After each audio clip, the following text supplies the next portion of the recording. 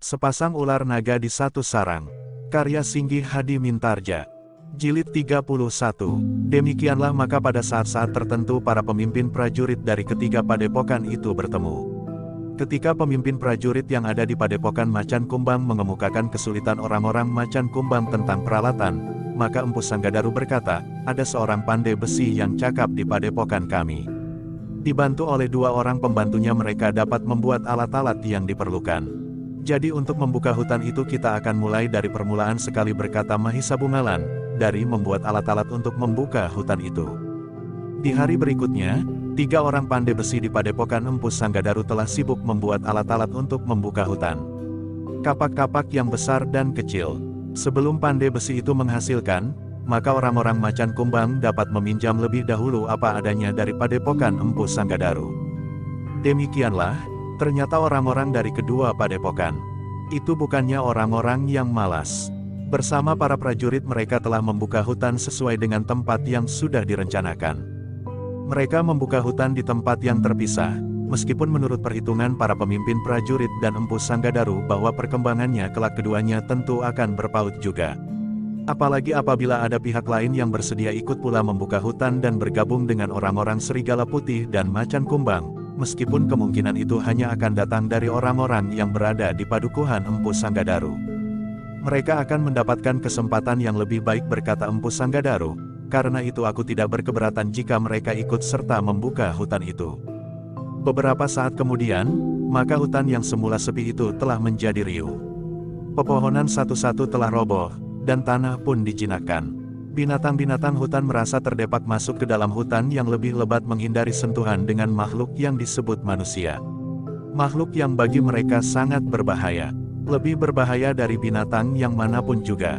Sementara itu, maka pandai besi di padepokan Empu Sanggadaru pun telah menghasilkan alat-alat yang mencukupi, bukan saja bagi orang-orang dari padepokan Macan Kumbang, tetapi juga padepokan Serigala Putih dan orang-orang dari padepokan Empu Sanggadaru sendiri, yang ingin membuka tanah lebih luas lagi. Persediaan yang paling berharga bagi anak cucu mereka. Dengan tekun orang-orang dari kedua padepokan yang telah, dengan sadar merubah cara hidupnya, bekerja bagi hari depan mereka dan keturunan mereka. Sepatok demi sepatok mereka menghasilkan tanah baru yang masih harus digarap dengan kerja keras. Tetapi dengan demikian maka mereka telah meletakkan harapan bagi diri mereka sendiri. Mereka tidak lagi bekerja dengan ketegangan hati dan jantung yang berdebaran. Dengan menggarap sawah, maka mereka tidak lagi harus mempertaruhkan nyawa. Prajurit-prajurit Singasari ternyata tidak hanya dapat mengatur dan merencanakan. Mereka pun ikut serta menebang pepohonan, menyingkirkan kayu-kayu yang telah roboh dan menyiapkan tanah garapan, meskipun tidak bagi mereka sendiri. Namun demikian para prajurit itu tidak lengah. Meskipun kadang-kadang satu dua di antara mereka tidak membawa senjata di lambung, namun mereka yakin bahwa kapak di tangan mereka telah merupakan senjata yang berbahaya bagi lawan, jika setiap saat mereka harus bertempur dengan siapapun juga. Mahisa Murti dan Mahisa Pukat yang masih sangat muda itu seolah-olah mendapat arena baru untuk bermain-main. Jika orang-orang lain sibuk menebang batang-batang kayu besar atau kecil, maka keduanya membawa busur dan anak panah masuk ke dalam hutan yang tidak dijamah oleh orang-orang dari kedua padepokan itu. Tetapi kepergian kedua anak-anak muda itu kadang-kadang menyenangkan juga bagi orang-orang yang sedang sibuk menebang pohon dan menebas perdu, karena kadang-kadang keduanya membawa 2 atau 3 ekor rusa yang dapat mereka buru dalam waktu sehari semalam. Namun sekali-sekali Mahisa Bungalan memperingatkan kedua adiknya yang nakal itu, karena hutan yang lebat mengandung banyak sekali bahaya bagi mereka. Yang ada hanyalah binatang-binatang hutan, jawab Mahisa Pukat ketika kakaknya Mahisa Bungalan mengunjunginya. Mungkin seekor binatang buas. Kebetulan sekali, kami mendapatkan dagingnya sekaligus kulitnya. Tetapi berbahaya sekali bagi kalian berdua. Apakah kami berdua harus takut terhadap seekor harimau? Mahisa Bungalan menjadi bingung. Tetapi kemudian katanya, mungkin bukan sekedar seekor harimau atau sekelompok serigala. Tetapi mungkin kalian akan bertemu dengan Empu Baladatu. He, bukankah itu yang kami harapkan? Bertanya Mahisa Murti. Tetapi Empu Baladatu tidak sendiri. Ia datang bersama puluhan orang pengawal. Nah, apakah yang akan kalian lakukan berdua? Berteriak-teriak, menangis, atau bertempur? Bertempur, jawab Mahisa Pukat lantang. Nah, akan sia-sialah pengorbanan kalian, Karena jika kalian kalah, adalah karena kalian mempertahankan sesuatu atau memperjuangkan sebuah cita-cita. Tetapi kalian terperosok ke dalam kesulitan karena kalian tidak berhati-hati. Mahisa Bungalan mencoba memberikan nasihat. Kedua adiknya termangu-mangu sejenak. Namun mereka dapat mengerti maksud kakaknya. Tetapi apakah itu berarti bahwa kami sama sekali tidak boleh berburu? Bertanya Mahisa Pukat. Bukan begitu, kalian mendapat kesempatan untuk berburu. Tetapi berhati-hatilah dan jangan terlalu jauh masuk ke dalam hutan yang lebat itu, apalagi sampai memerlukan waktu sehari semalam. Berburulah untuk semalam saja misalnya, atau kalau di siang hari, sehari sajalah. Kedua adiknya mengangguk-angguk kecil. Lebih dari itu, ada baiknya kau membantu orang-orang padepokan Macan Kumbang, daripada kau seolah-olah tidak mengacuhkannya dan lebih senang bermain-main seperti kanak-kanak. Kedua adiknya mengangguk, tetapi kepala mereka semakin menunduk. Agaknya kakaknya benar-benar telah memberikan peringatan yang cukup keras bagi mereka, sehingga keduanya tidak berani lagi untuk membantah. Tanah yang dibuka itu semakin lama menjadi semakin luas sajalah, dengan harapan yang semakin berkembang di setiap hari. Baik bagi orang-orang Macan Kumbang maupun orang-orang dari Padepokan Serigala Putih. Dengan membuka hutan itu, maka para prajurit Singasari telah memberikan beberapa petunjuk agar mereka hidup seperti kehidupan sewajarnya. Padepokan Serigala Putih dan Padepokan Macan Kumbang yang mempunyai tata kehidupan yang agak asing karena keadaan yang sangat terbatas itu, akan segera berubah. Setiap keluarga akan membangun sebuah rumah meskipun mula-mula sekedar dapat dipergunakan untuk berteduh. Dengan bekerja keras, maka di tanah yang sudah dibuka itu mulai nampak beberapa buah rumah yang siap. Sedang yang lain masih sibuk dikerjakan bersama-sama, di samping mereka yang masih tetap memperluas tanah garapan. Bayangan sebuah padukuhan mulai nampak. Ternyata bagi orang-orang dari kedua padepokan itu, sebuah padukuhan akan memberikan lebih banyak kemungkinan daripada padepokan sempit yang tertutup. Tetapi karena kebiasaan orang-orang dari Padepokan Serigala Putih dan Macan Kumbang hidup dalam lingkungan yang dipagari dengan dinding batu, maka rasa-rasanya padukuhan yang terbuka sangat mencemaskan hati mereka. Buatlah dinding di sekeliling padukuhanmu, berkata pemimpin prajurit Singasari. Padukuhan yang luas akan memberikan udara yang lebih segar. Padepokan adalah sekedar tempat untuk orang yang sangat terbatas jumlahnya, seperti Padepokan Empu Sanggadaru. Di luar padepokan itu masih ada beberapa padukuhan yang berada di bawah pengaruhnya. Tidak semua orang berhimpit-himpitan di dalam sebuah padepokan seperti Padepokan Serigala Putih dan Padepokan Macan Kumbang. Tetapi padukuhan kami yang baru itu akan mudah sekali diserang oleh pihak lain sebelum kami siap melakukan perlawanan, berkata salah seorang calon penghuni padukuhan baru itu. Dinding itu akan dapat sekedar melindungi kalian meskipun bersifat sementara. Banyak batang-batang kayu yang dapat kalian pergunakan, sebelum kalian dapat membangunnya dari batu yang kuat. Orang-orang dari kedua padepokan itu pun sependapat. Mereka membagi orang-orangnya untuk melakukan pekerjaan yang berbeda-beda. Dan kini ada satu pekerjaan lagi yang harus mereka lakukan. Memilih dan memotong kayu yang lurus dan cukup panjang untuk ditanam berjajar rapat di sekeliling padukuhan yang sedang mereka siapkan. Ternyata pagar kayu itu cukup memadai. Balok-balok yang besar dan cukup panjang telah mulai ditanam melingkari padukuhan yang baru tumbuh itu. Di beberapa bagian telah diberi regol-regol berpintu. Apakah regol-regol itu perlu diberi berpintu? Bertanya para prajurit. Tanpa pintu maka pagar kayu itu tidak akan banyak gunanya. Para prajurit itu tersenyum. Mereka sadar bahwa orang-orang yang sudah lama tinggal di padepokan tertutup dan khusus seperti Padepokan Serigala Putih dan Macan Kumbang, yang seolah-olah menutup diri itu telah terbiasa menutup regol-regol mereka dengan pintu-pintu yang kuat. Tetapi orang-orang Singasari tidak melarangnya. Kelak jika keadaan berkembang semakin baik, maka pintu-pintu itu tidak akan sempat ditutup lagi. Ternyata bahwa orang-orang Serigala Putih dan orang-orang Macan Kumbang masih membatasi diri. Mereka masih akan tinggal di dua padukuhan yang terpisah, masing-masing dengan dinding kayu yang kuat dan regol-regol berpintu. Namun ternyata bukan hanya orang-orang dari kedua padepokan itu sajalah yang ikut serta membuka hutan itu. Orang-orang dari padukuhan yang berada di bawah pengaruh Padepokan Empu Sanggadaru telah ikut pula membuka di bagian terpisah yang tidak begitu jauh. Mereka yang merasa bahwa anak cucunya akan berkembang cepat, telah ikut pula membuka tanah baru bagi hari depan keluarganya. Tetapi mereka harus menyesuaikan diri dengan padukuhan-padukuhan yang lain. Mereka memagari padukuhan mereka dengan kayu-kayu balok dan memberikan regol-regol berpintu untuk sementara. Jika keadaan mengizinkan, kami akan membangun dinding batu seperti padukuhan kami yang lama, berkata salah seorang dari mereka. Jumlah orang-orang yang ikut serta membuka padepokan itu ternyata banyak juga, meskipun belum sebanyak orang-orang serigala putih dan macan kumbang. Namun dalam waktu dekat, padukuhan itu akan segera berkembang dengan segala kelengkapannya. Di padukuhan itu tentu akan segera tumbuh pasar, pandai besi, undagi, dan orang-orang yang akan melakukan berbagai macam pekerjaan lain selain bertani. Ketika padukuhan itu telah siap untuk dihuni, masih nampak pemisahan dari 3 golongan yang akan tinggal di daerah yang baru dibuka itu. Namun dengan demikian akan lahir 3 padukuhan yang pada suatu saat akan dapat menjadi satu daerah bersama-sama dengan padukuhan-padukuhan yang lain di dalam lingkungan pengaruh Empu Sanggadaru. Agaknya para prajurit Singasari yang berada di daerah yang memerlukan perlindungan itu yakin akan hal itu, karena mereka percaya bahwa Empu Sanggadaru termasuk orang yang kuat lahir dan batinnya, sehingga ia akan dapat menerima kepercayaan dari lingkungan di sekitarnya. Agaknya Empu Sanggadaru pun tidak menolak kepercayaan yang bakal dilimpahkan kepadanya.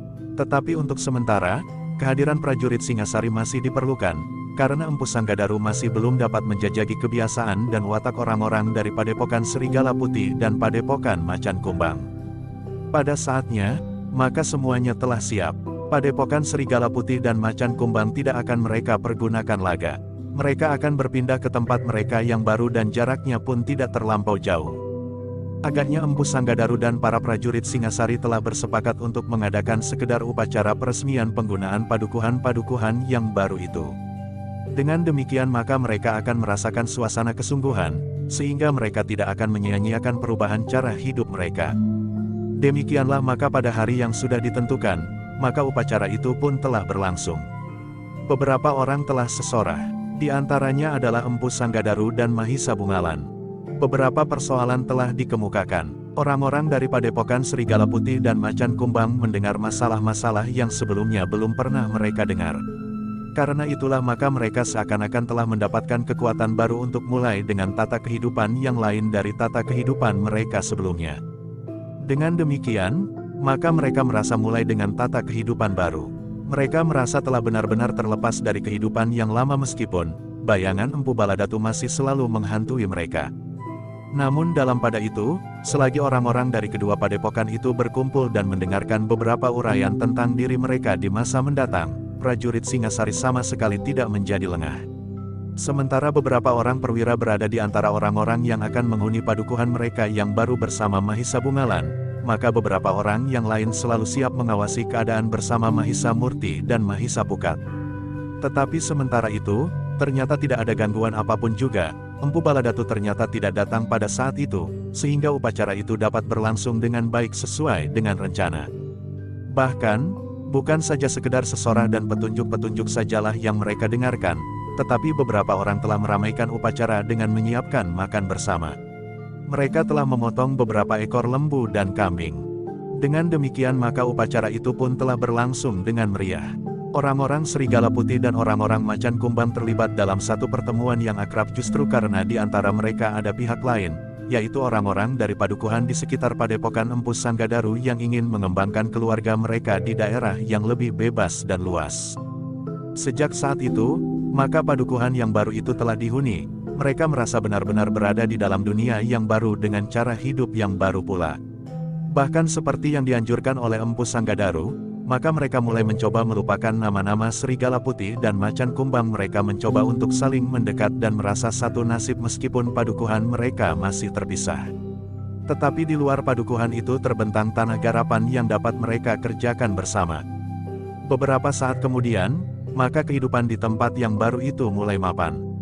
Tanaman yang mereka tanam di sawah mulai tumbuh, sementara beberapa orang laki-laki bersama para prajurit masih datang ke tanah pategalan mereka yang lama untuk memetik sisa hasil yang mereka tinggalkan meskipun tidak begitu banyak, sebagai penyambung hidup mereka, sebelum sawah mereka menghasilkan. Tetapi sawah yang baru itu memberikan harapan yang jauh lebih baik dari tanah pategalan mereka yang lama, karena sawah mereka yang baru dan luas itu telah dilengkapi dengan parit-parit yang mengalir dari sumber-sumber di daerah hutan yang lebat dan pepat. Beberapa mata air memancar dengan derasnya.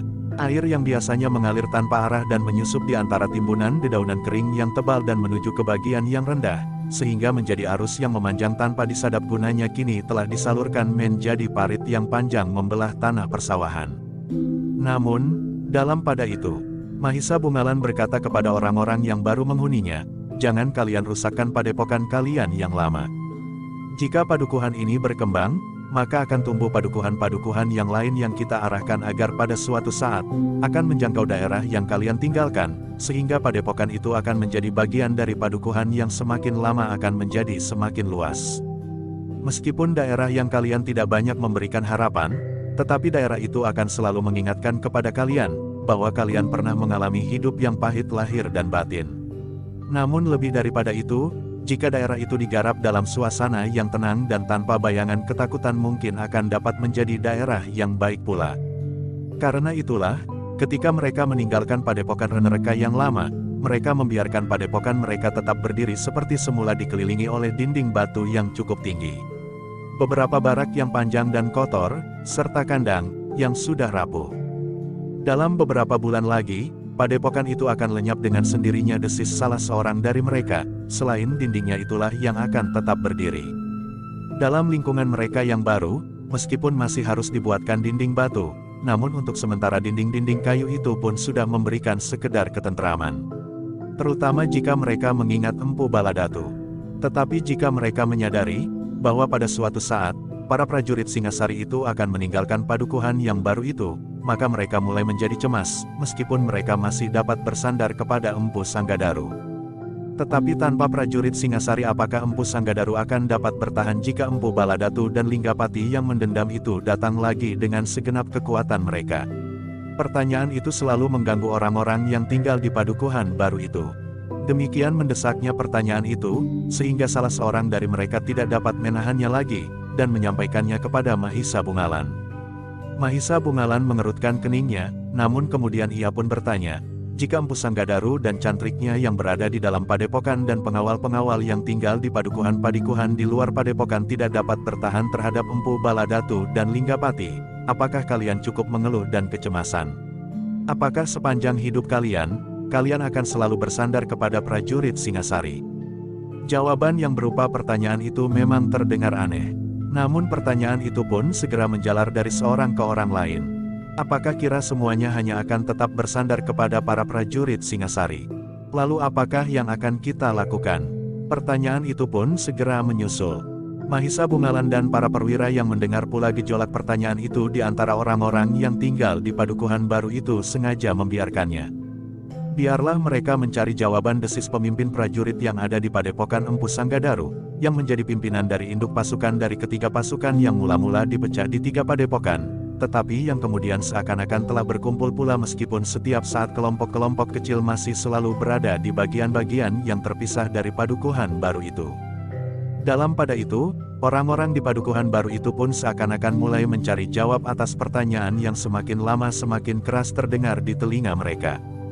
Ketika pertanyaan itu seakan-akan telah cukup lama mengganggu perasaan orang-orang yang tinggal di padukuhan yang baru itu, maka mulailah Mahisa Bungalan dan pemimpin prajurit Singasari itu membisikkan jawabnya di luar sadar, seakan-akan mereka telah menemukan jawab dari dalam hati mereka sendiri. Kenapa kita sendiri tidak mencoba untuk melindungi diri sendiri? Bukankah kita juga orang-orang yang pernah memiliki kemampuan untuk mempergunakan senjata?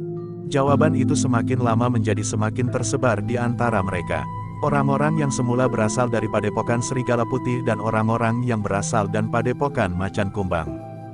Baru beberapa saat kemudian, Mahisa Bungalan dan para pemimpin prajurit Singasari dengan hati-hati mulai menumbuhkan di hati mereka kepercayaan kepada diri sendiri, setelah para prajurit itu yakin bahwa orang-orang itu agaknya telah menyukai dengan cara hidup mereka yang baru. Apalagi setelah tanaman mereka mulai nampak akan menghasilkan padi yang mulai berbuah di tanah persawahan, dan tanaman-tanaman lain yang hijau subur di tanah Pategalan. Kisanak berkata prajurit yang berada di padepokan Empu Sanggadaru, kalian telah memiliki tanah yang banyak memberikan harapan. Karena itu, selanjutnya tergantung kepada kalian untuk memeliharanya dan mempertahankannya. Tanah itu adalah hak kalian, sehingga orang lain tidak akan kalian biarkan mengganggunya.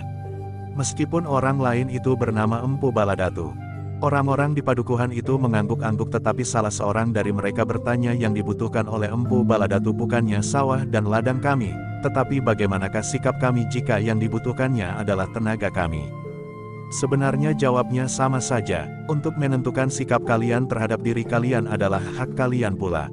Apakah kalian akan bersedia meninggalkan padi yang sedang bunting, hijaunya daun kacang rambat dan pohon buah-buahan yang sedang mulai rimbun? Kemudian pergi untuk waktu yang tidak terbatas bersama Empu Baladatu, mengembara meninggalkan keluarga yang mulai kalian hargai sebagai imbangan hidup, bukan sebagai budak yang tidak bermartabat. Orang-orang itu mulai berpikir, dan pemimpin prajurit itu meneruskan, kalian dapat menolak, meskipun akibatnya mungkin benturan kekerasan.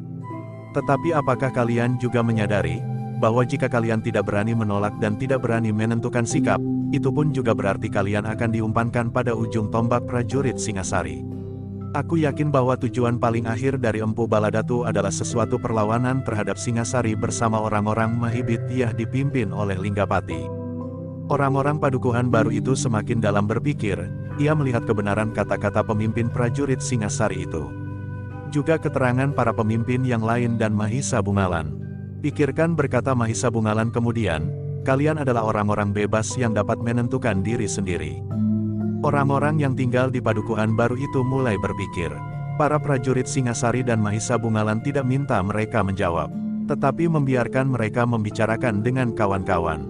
Tetapi karena dalam pergaulan sehari-hari, mereka juga saling berhubungan dengan orang-orang dari padukuhan yang lain, yang dihuni oleh orang-orang yang semula berasal dari padukuhan yang berada di bawah pengaruh Empu Sanggadaru, maka mereka pun saling membicarakannya. Orang-orang yang semula berasal dari padepokan yang berada di bawah pengaruh Empu Sanggadaru, yang tidak didera oleh peristiwa pahit yang hampir melumpuhkan keluarga besar mereka, tidak kehilangan kepercayaan kepada diri sendiri, sehingga mereka merasa wajib untuk mempertahankan kebebasannya. Kita harus tetap berdiri di atas pendirian kita sendiri, berkata salah seorang dari mereka. Orang-orang yang berasal dari padepokan Serigala Putih dan Macan Kumbang dengan ragu-ragu mencoba bertanya kepada diri sendiri, apakah aku juga dapat bersikap seperti itu?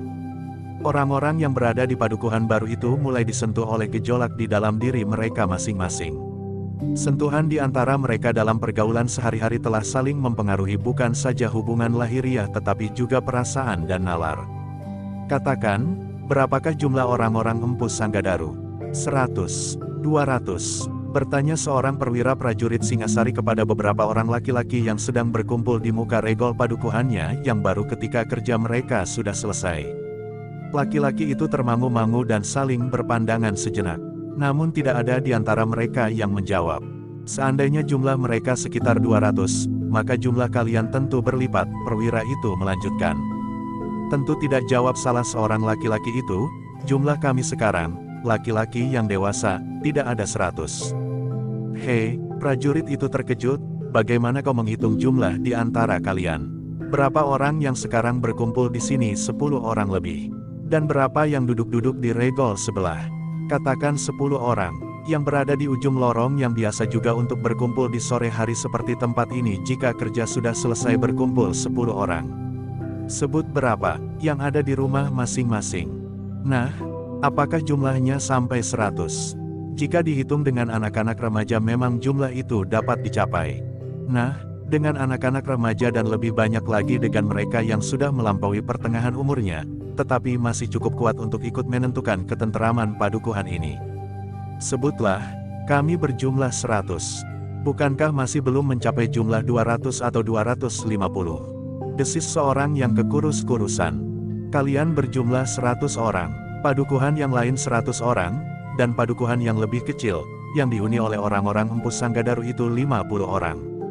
Nah, kalian sudah berjumlah 100 ditambah 150. Dalam keadaan yang gawat, maka cantrik di padepokan Empu Sanggadaru yang terlatih sebaik prajurit ada 25 orang, dan tersebar di beberapa padukuhan dan pategalan. Selain itu padukuhan-padukuhan yang tersebar akan dapat mengumpulkan orang dalam jumlah yang lebih besar. Dalam pada itu, aku sama sekali tidak menghitung prajurit Singasari, karena pada suatu saat mereka akan meninggalkan padukuhan ini. Laki-laki yang mendengar keterangan perwira itu mengerutkan keningnya. Salah seorang dari mereka bergumam, jumlah itu bukan jumlah yang nyata. Yang dapat kita hitung tentu hanya yang berada di padukuhan ini. Di dalam lingkungan dinding kayu yang kami buat ini. Itu adalah pikiran yang picik. Kalian sudah tinggal dalam satu lingkungan. maka pahit getirnya akan kalian tanggungkan bersama. Tetapi jika ada manisnya, kalian bersama juga yang akan mengecapnya. Bukan orang lain. Selama kalian masih berpikir dalam batasan sempit, dinding kayu yang melingkari padukuhan ini, maka kalian merupakan sasaran yang paling lunak untuk dihancurkan, dan kemudian jika ada di antara kalian yang hidup, maka kalian adalah budak yang paling hina. Kalian akan benar-benar menjadi umpan, dan barangkali jika perlu, setiap bulan terang, kalian harus menyerahkan salah seorang dari antara kalian untuk korban darah bagi murid-murid Empu Baladatu. Orang-orang itu merasa ngeri mendengar kata-kata perwira itu. Tetapi perlahan-lahan hati mereka mulai terbuka. Sementara itu Mahisa Bungalan yang duduk di antara beberapa orang laki-laki yang sedang mengerumuni seekor lembu yang haru lahir mulai membisikkan kepercayaan kepada diri sendiri. Serupa itu pula, anak lembu itu lahir. Tetapi induknya tidak dapat menentukan nasib anaknya, karena lembu tidak mempunyai akal dan nalar.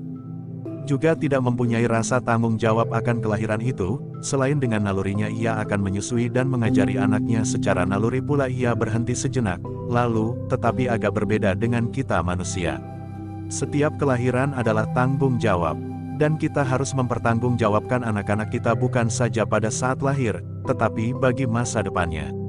Nah, apakah kita mempunyai keberanian untuk melakukannya? Demikianlah, perlahan-perlahan orang-orang yang tinggal di padukuhan itu dan yang berasal dari padepokan Serigala Putih dan Macan Kumbang, mulai menilai diri mereka sendiri. Mereka seakan-akan mulai melihat masa lampau yang bagi mereka merupakan zaman yang gelap terselubung oleh ilmu hitam. Sehingga dengan demikian, maka mereka sama sekali tidak ingin untuk kembali ke zaman itu. Tetapi mereka pun mulai menyadari, bahwa pada masa lampau mereka bukannya orang-orang yang selalu diburu oleh ketakutan, karena justru mereka adalah pemburu-pemburu manusia dan hak miliknya. Mereka tidak pernah mengenal takut dan cemas seperti yang mereka alami. Dua ciri zaman mereka pada masa yang silam itu merupakan kenangan yang bertentangan. Di satu pihak mereka sama sekali tidak ingin lagi tenggelam dalam tata cara hidup itu, namun di lain pihak mereka didesak oleh keharusan untuk mengenang kembali tata cara bermain pedang. Tetapi untuk mempertahankan diri, berkata Mahisa Bungalan ketika salah seorang dari mereka mengeluh kepadanya tentang kenangan mereka pada masa lampaunya, kalian bukan lagi pemburu-pemburu manusia. Tetapi kalian sekarang justru diburu oleh Empu Baladatu. Mungkin Empu Baladatu tidak menginginkan harta benda, karena kalian memang tidak mempunyainya cukup banyak. Tetapi Empu Baladatu telah memburu kalian seperti memburu lembu-lembu liar yang akan dapat dipergunakan tenaganya. Orang-orang itu mengangguk-angguk. Nah, kenapa kalian tidak mempertahankan diri? Kalian dapat bergabung dengan orang-orang dari padukuhan lain dalam lingkungan ini. Bukan saja padukuhan-padukuhan yang baru saja tumbuh ini, tetapi juga dengan tetangga-tetangga padukuhan yang sudah lama ada di tempatnya. Dan bahkan dengan para cantrik di padepokan Empu Sanggadaru. Orang-orang dari padukuhan baru itu mengangguk-angguk. Perlahan-lahan mereka mulai menyadari bahwa mereka tidak dapat untuk selamanya menggantungkan nasib mereka kepada para prajurit Singasari. Sementara mereka pun menyadari, bahwa pada masa lampau mereka bukannya pengecut yang merengek-rengek minta perlindungan kepada orang lain. Kesadaran yang saling bertentangan itu memang membuat mereka kebingungan. Tetapi dengan tuntunan dan pengarahan dari para prajurit dan Mahisa Bungalan, maka mereka pun mulai bangkit dan melihat jalan lurus yang dapat mereka tempuh. Mulailah, berkata Mahisa Bungalan, mumpung kami masih mempunyai waktu di sini. Selama ini mungkin kami akan dapat saling memanfaatkan. Mungkin kalian memerlukan tuntunan yang lain dalam olah kanuragan daripada tuntunan hitam yang pernah kalian terima dari Empu Baladatu itu. Orang-orang dari padukuhan itu pun kemudian seakan-akan mulai bangun kembali saat fajar menyingsing di hari yang baru. Marilah, berkata para perwira, mulailah mengingat cara-cara memegang pedang. Tetapi jangan mengingat cara-cara bagaimana kalian pernah menumbuhkan ketakutan. Apalagi setelah kalian sendiri mengalami ketakutan itu. Demikianlah, maka orang-orang dari kedua padukuhan itu pun mulai meraba hulu senjata lagi. Tetapi dalam keadaan dan landasan yang berbeda. Karena itulah, maka mereka seakan-akan telah melupakan tata gerak dan sikap mempermainkan senjata-senjata itu. Adalah kewajiban para perwira dari Singasari untuk membangkitkan lagi kemampuan orang-orang padukuhan baru itu untuk menguasai olah kanuragan. Namun adalah menjadi kewajiban mereka pula untuk membersihkan orang-orang dari padukuhan itu dari sisa-sisa ilmu hitam yang mengerikan itu. Kalian tidak usah bersandar pada korban pihak lain, berkata salah seorang perwira. Korban darah sama sekali tidak berarti dalam peningkatan ilmu kalian secara langsung. Tapi karena korban itu telah mencengkam hati, maka kalian akan benar-benar tenggelam dalam latihan yang bersungguh-sungguh seakan-akan kalian sudah dibius oleh kengerian korban itu. Perwira itu berhenti sejenak, lalu, sebenarnya lah dalam latihan yang demikian kesadaran diri kalian telah sebagian dihisap oleh kengerian itu. Sekarang, berlatih dengan sadar. Bahkan, sadar sepenuhnya bahwa yang kalian kehendaki adalah peningkatan ilmu. Kesungguhan yang demikian nilainya tidak akan kalah dengan kengerian korban darah di malam purnama itu. Sedangkan nilai yang akan kalian capai tentulah nilai yang lebih tinggi. Karena kalian tidak mengorbankan peradaban dan nilai kemanusiaan. Orang-orang di kedua padukuhan itu mengangguk-angguk. Mereka mencoba untuk mengerti dan melaksanakan pesan para perwira itu. Dengan tekun mereka pun kemudian berlatih dalam kelompok-kelompok kecil yang dipimpin oleh seorang perwira di setiap kelompok termasuk Mahisa Bungalan. Mahisa Murti dan Mahisa Pukat yang meskipun memiliki ilmu yang cukup, namun mereka masih belum masak untuk melimpahkan kemampuan mereka kepada orang lain, sehingga keduanya hampir tidak mempunyai kewajiban tertentu selain ikut berjaga-jaga dan di saat-saat lain pergi berburu di dalam hutan. Meskipun demikian, kehadiran kedua anak muda itu memang dapat memberikan kesegaran, terutama bagi para remaja di kedua padukuhan itu. Ajaklah, berkata Mahisa Bungalan, jika mereka mulai dengan suatu keinginan memperdalam ilmunya, maka para prajurit akan menuntun mereka. Anak-anak yang masih sangat muda akan merupakan bibit yang bersih bagi masa depan, karena mereka belum dikotori oleh masa lampau yang gelap dan hitam. Pesan kakaknya itu ternyata memberikan kesenangan tersendiri kepada Mahisa Murti dan Mahisa Pukat. Dengan sungguh-sungguh ia mengajak anak-anak yang masih seumur mereka atau lebih muda sedikit untuk bermain-main. Kadang-kadang keduanya menunjukkan kemampuan mereka dalam latihan yang seolah-olah bersungguh-sungguh. Keduanya telah tangkas mempermainkan senjata. Bukan saja dalam latihan tetapi dalam pertempuran yang sebenarnya. Menarik sekali, berkata anak-anak remaja itu, apakah aku boleh ikut? Pertanyaan itulah yang mereka harapkan. Dengan senang hati ia menjawab, tentu boleh, siapa mau ikut? Ternyata anak-anak ingin memperoleh sekedar ilmu bagi keselamatan diri. Jika kalian bersungguh-sungguh, maka aku akan mengatakannya kepada Kakang Mahisa Bungalan, berkata Mahisa Murti. Kami bersungguh-sungguh, jawab anak-anak itu hampir serentak. Ketika Mahisa Bungalan mendengar keinginan itu, maka timbullah harapannya, bahwa padukuhan itu pada suatu saat, tidak akan lagi menggantungkan dirinya kepada perlindungan siapapun. Apalagi jika mereka sudah merasa satu. Mahisa Bungalan sendirilah yang kemudian menangani anak-anak remaja di padukuhan-padukuhan itu. Bahkan juga di padukuhan yang semula berada di dalam lingkungan padukuhan yang memang sudah berkiblat kepada Padepokan Empu Sanggadaru. Keinginan anak-anak itu telah menarik perhatian Empu Sanggadaru pula. Karena itu, sesuai dengan kebiasaannya, maka ia pun tidak berkeberatan untuk memberikan latihan kepada siapapun juga, termasuk anak-anak itu. Tetapi ia tidak dapat melakukan untuk jumlah yang terlalu banyak. Karena itu maka ia pun telah memilih 30 orang anak-anak remaja yang harus datang bergiliran ke padepokannya pada waktu yang terbagi masing-masing dalam kelompok yang berjumlah 10 orang. Berbeda dengan Empu Sanggadaru, maka Mahisa Bungalan telah mengambil jalan lain. Dikumpulkannya anak-anak remaja itu di tempat yang luas. Maka mereka mulai menirukan tata gerak yang paling sederhana. Berulang-ulang setiap hari, bahkan Mahisa Bungalan menganjurkan mereka melakukannya pagi dan sore. Setiap 3 hari sekali, Mahisa Bungalan menambah tata gerak yang baru dalam beberapa jenis unsur, dan tata gerak yang baru itu pun harus dihafal pula. Mereka tidak akan mengenal apa yang mereka lakukan, desis Mahisa Pukat pada suatu hari, mereka hanya menirukan dan menghafalkan. Mereka melakukan tata gerak itu berurutan dengan cepat dan benar. Tetapi apakah pada suatu saat jika mereka berhadapan dengan lawannya, tata gerak itu pula yang akan dipertunjukkan, sementara itu lawannya akan mengambil sudut kelemahannya. Aku mengambil cara yang lain dari cara yang pernah kau tempuh saat kau mempelajari ilmu kanuragan. Jawab Mahisa Bungalan, di sini aku menghadapi banyak orang. Dari 3 padepokan ini, selain yang mengikuti latihan-latihan di Padepokan Empu Sanggadaru, 30 orang terpilih, aku hanya membagi mereka menjadi 6 kelompok. Setiap kelompok hanya sempat berlatih setiap 3 hari sekali, 1 kali pagi dan 1 kali sore, sedangkan di kesempatan lain mereka harus melakukan sendiri tanpa aku.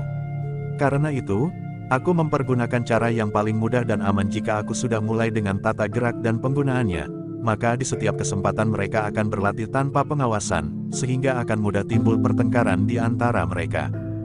Mahisa Murti dan Mahisa Pukat hanya mengangguk-angguk saja.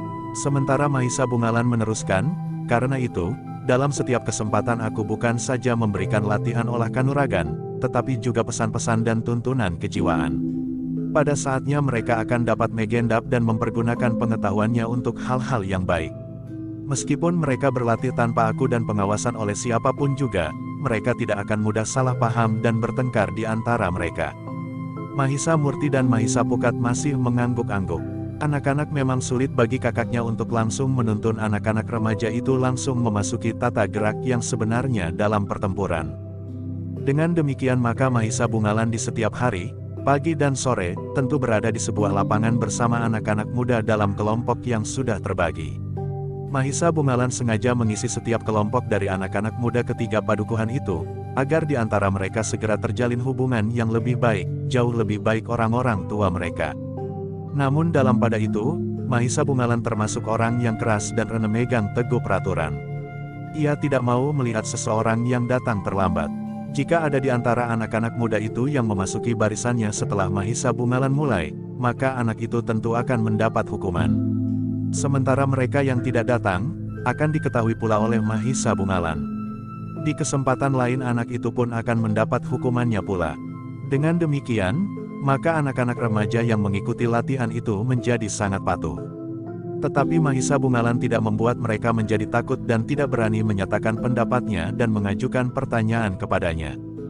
Demikianlah latihan-latihan semacam itu berlangsung beberapa lama sementara. Para perwira telah melakukannya pula, dalam kelompok-kelompok orang-orang tua dan anak-anak muda yang sudah meningkat dewasa. Pada suatu saat, aku pun akan membagi mereka dalam kelompok-kelompok yang lebih kecil berkata Mahisa Bungalan, maka akan datang giliranmu untuk ikut mengawasi mereka. Dengan demikian maka padukuhan-padukuhan baru itu pun nampak menjadi hidup. Setiap saat nampak kesibukan dari penghuni-penghuninya. Mereka sibuk dengan sawah mereka, dan mereka pun sibuk dengan latihan-latihan kanuragan, agar mereka tidak menjadi sasaran ketamakan orang lain. Dengan membagi waktu dan tenaga, di bawah asuhan para prajurit dan Mahisa Bungalan, maka semuanya dapat berjalan lancar. Latihan-latihan dapat berlangsung seperti yang diharapkan, sementara pekerjaan mereka di sawah sama sekali tidak terganggu. Bahkan di sela-sela waktu yang sibuk itu, masih terdapat kesempatan 1-2 orang untuk mempelajari pekerjaan-pekerjaan yang lain kecuali bercocok tanam. Mereka mulai mempelajari pekerjaan-pekerjaan yang semula hanya mereka lakukan karena terpaksa. Namun dengan tuntunan orang-orang dari Padepokan Empu Sanggadaru dan para prajurit, maka pekerjaan-pekerjaan yang mula-mula hanya dikenalnya itu, dapat mereka pelajari semakin mendalam. 3 orang telah tenggelam dalam kesibukan memperdalam pengetahuannya tentang pandai besi. Yang lain dalam keahlian yang lain pula, sehingga pekerjaan kayu, besi dan tenun bukan pekerjaan yang asing lagi bagi mereka. Bahkan perempuan-perempuan di padukuhan itu pun mulai melakukan beberapa macam pekerjaan tidak terlampau berat. Mereka menjadi semakin banyak mengetahui tentang tenun yang lebih baik dan halus dari yang mereka lakukan sebelumnya. Beberapa orang laki-laki seolah-olah menjadi semakin tergesa-gesa untuk mendalami ilmu kanuragan. Apalagi jika mulai terbayang kehadiran Empu Baladatu. Setiap kejap mata rasa-rasanya sayang dilalui tanpa melakukan sesuatu. Karena pada dasarnya orang-orang di padukuhan itu sudah memiliki bekal meskipun dalam jalur ilmu hitam, maka usaha mereka untuk memiliki sekedar ilmu yang akan dapat melindungi diri sendiri, berjalan agak lancar dan cepat. Dalam waktu yang dekat, rasa-rasanya mereka telah mulai mengenal kemampuan diri sendiri meskipun dalam wujud yang agak lain dan dalam jalur yang berbeda. Mereka tidak lagi membasahi senjata mereka dengan darah di setiap purnama. Bahkan jika mereka teringat akan masa lalu, terasa bulu tengkuk mereka meremang. Itulah sebabnya, mereka tidak lagi mau menyentuh senjata-senjata mereka yang lama. Ketika mereka telah dapat membuat yang baru, maka yang lama itu pun telah disingkirkannya, ditanam dalam-dalam di tengah-tengah hutan seakan-akan mereka telah menguburkan masa lampau mereka di tempat yang tidak akan mereka jamah lagi. Ternyata bukan saja orang tua dan anak muda yang telah semakin meningkat dalam olah kanuragan. Para remaja pun telah mulai mengenal beberapa unsur gerak dengan baik, bahkan mereka telah dapat mengingat dan melakukan unsur-unsur gerak pokok yang diberikan oleh Mahisa Bungalan. Karena itulah, maka Mahisa Bungalan pun telah mulai dengan tahap berikutnya dari latihan-latihannya yang diberikan kepada para remaja. Mahisa Bungalan membagi mereka dalam kelompok-kelompok yang lebih kecil. Jika sekelompok kecil melakukan latihan khususnya, maka yang lain harus melakukan latihan-latihan seperti biasanya di tempat yang terpisah. Sekedar menirukan dan mengulang tata gerak yang pernah diberikan. Beberapa kali sampai mereka benar-benar dapat melakukan tanpa mengingat-ingat lagi.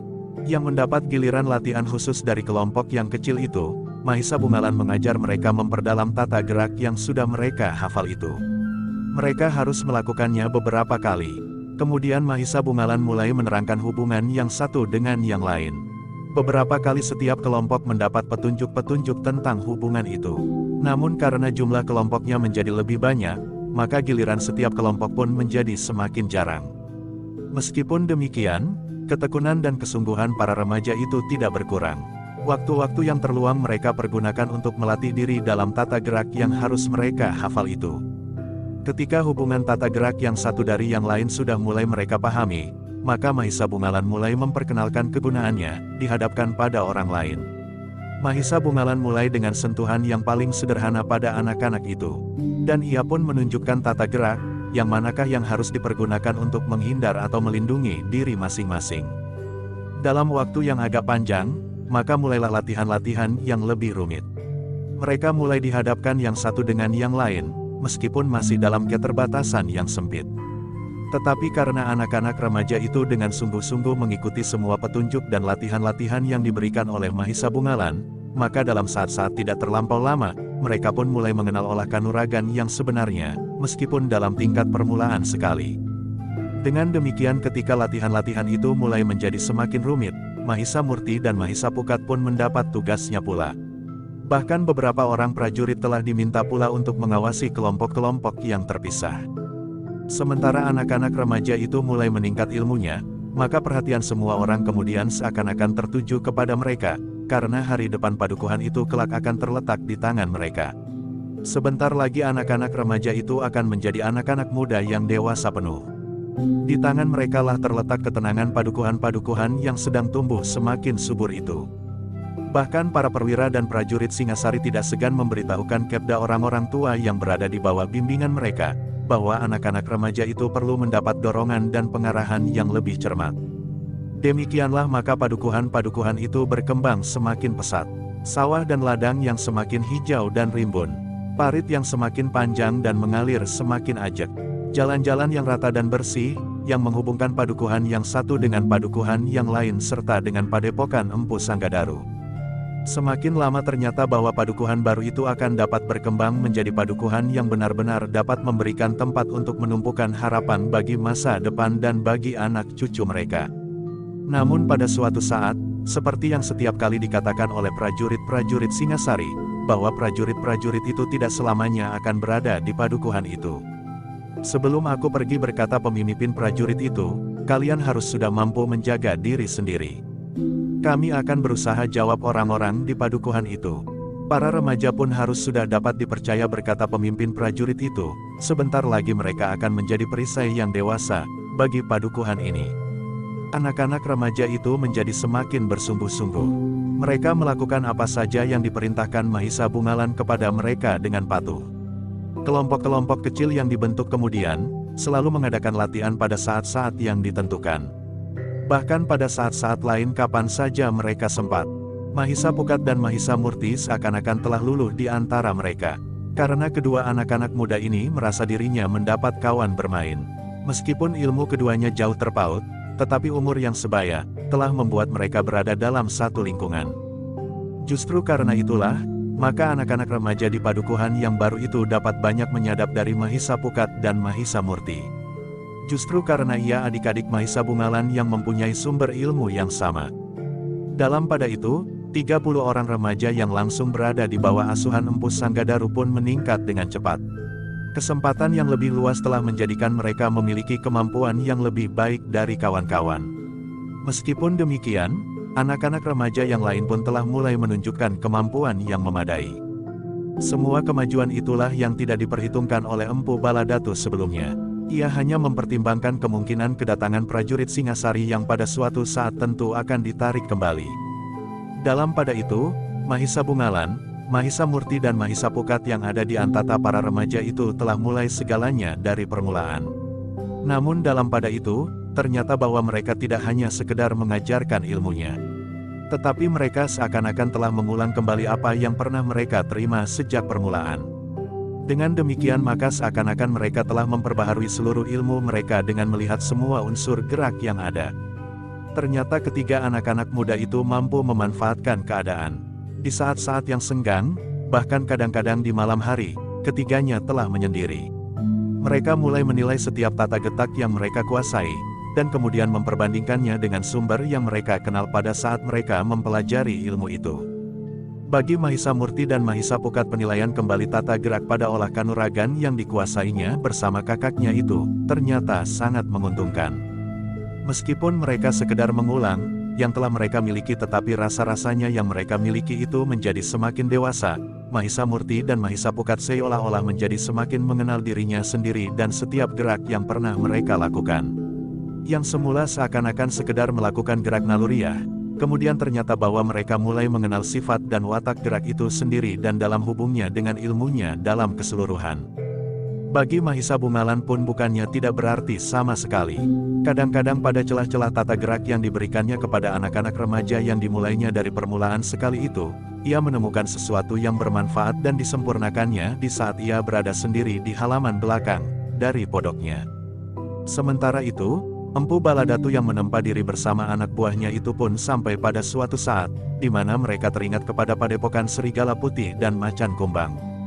Ada beberapa orang di antara mereka yang dapat kita ambil dan kita tempa di sini, berkata Empu Baladatu, meskipun jumlahnya tidak banyak, tetapi berguna bagi kita, karena mereka akan mengembangkannya di antara mereka sendiri. Beberapa orang anak buahnya yang terdekat mengangguk-angguk. Namun ada di antara mereka yang bertanya, apakah kita dapat mempercayai mereka? Nampaknya mereka telah kehilangan semua sifat dan watak mereka yang keras. Jiwa mereka benar-benar telah hancur bersama hancurnya pasukan mereka sehingga mereka sama sekali tidak dapat berbuat apapun selain pasrah dan perlahan-lahan membiarkan diri mereka binasa. Kita akan mengajar mereka bagaimana mereka harus bangkit. Kita akan mengambil beberapa orang yang akan kita coba untuk mengingatkan mereka kepada ilmu yang pernah mereka miliki. Berapa orang? Empu bertanya yang lain. Ambillah 5 orang di antara mereka. Jangan yang sudah terlalu tua, tetapi ambillah yang masih muda, sehingga jerih payah kita tidak akan sia-sia. Jika kita berhasil, maka kita akan mengambil lebih banyak lagi. 10 atau 20, sehingga pada suatu saat, kita akan mempunyai sepasukan prajurit yang terlatih baik dari kedua padepokan itu. Bahkan mungkin ratusan orang. Para pengawal terdekat itu mengangguk-angguk. Sementara Empu Baladatu meneruskan, pergilah. Bawalah 4 orang pengawal bersamamu sehingga semuanya akan berjumlah 5 orang. Setiap orang di antara kalian akan membawa seorang anak muda menjadikan mereka percobaan bagi kemungkinan yang bakal datang. Tetapi apakah itu bukan berarti tanda bahaya bagi mereka, sehingga mereka akan mengambil suatu sikap? Mereka tidak akan berani berbuat apa-apa. Tetapi seandainya di padukuhan mereka masih ada prajurit Singasari, maka kalian harus berusaha mengambil anak itu di luar pengawasan para prajurit itu. Namun dengan demikian akan dapat berarti, bahwa hadirnya para prajurit itu akan menjadi bertambah panjang. Tetapi itu tidak akan mendatangkan kesulitan. Mereka tidak akan dapat bertahan sampai bilangan tahun. Orang-orang berilmu hitam itu pun kemudian menyiapkan 5 orang yang terpercaya. Seorang di antara mereka adalah yang sudah mengenal kedua padepokan itu dengan baik. Jangan takut, orang-orang Serigala Putih dan Macan Kumbang telah menjadi jinak seperti seekor kucing sakit-sakitan, tetapi ingat, bahwa mungkin ada prajurit Singasari, atau para cantrik dari padepokan Kakang Sanggadaru. Mereka adalah Serigala dan Macan Kumbang yang sebenarnya. Karena itu kalian harus berhati-hati terhadap mereka. Kelima orang yang akan berangkat itu pun mengangguk-angguk. Mereka menyadari bahwa tugas mereka cukup berat jika di padepokan itu ada beberapa orang prajurit atau cantrik dari padepokan Empu Sanggadaru. Tetapi jika mereka tidak ada di kedua padepokan itu, maka tugas mereka tidak ubahnya seperti menginjak buah ranti. Demikianlah, setelah semuanya siap, maka kelima orang itu pun segera berangkat. Mereka tidak mempunyai tujuan lain kecuali mengambil 5 orang anak muda dari kedua padepokan itu. Mungkin 3 dari padepokan Serigala Putih dan 2 dari Macan Kumbang atau sebaliknya. Jika kelima orang itu berhasil ditempa dalam waktu singkat, maka yang 5 itu akan segera menjadi berlipat ganda, berkata Empu Baladatu. Di perjalanan kelima orang itu sama sekali tidak menjumpai kesulitan apapun juga. Tidak ada seorang pun yang mengganggu mereka apalagi berusaha menghalangi. Untuk mencapai padepokan itu, maka kelima orang itu harus bermalam di perjalanan meskipun mereka berkuda. Tetapi bermalam bukannya persoalan bagi mereka berlima. Demikianlah mereka pun telah menempuh seluruh perjalanan dengan selamat. Namun mereka tidak tergesa-gesa mendekati padepokan serigala putih maupun macan kumbang. Mereka harus mengetahui lebih dahulu, apakah yang terdapat di kedua padepokan itu. Kita sudah terlalu lama berpisah dari kedua padepokan itu, berkata salah seorang dari mereka yang sudah mengenal kedua padepokan yang mereka tuju.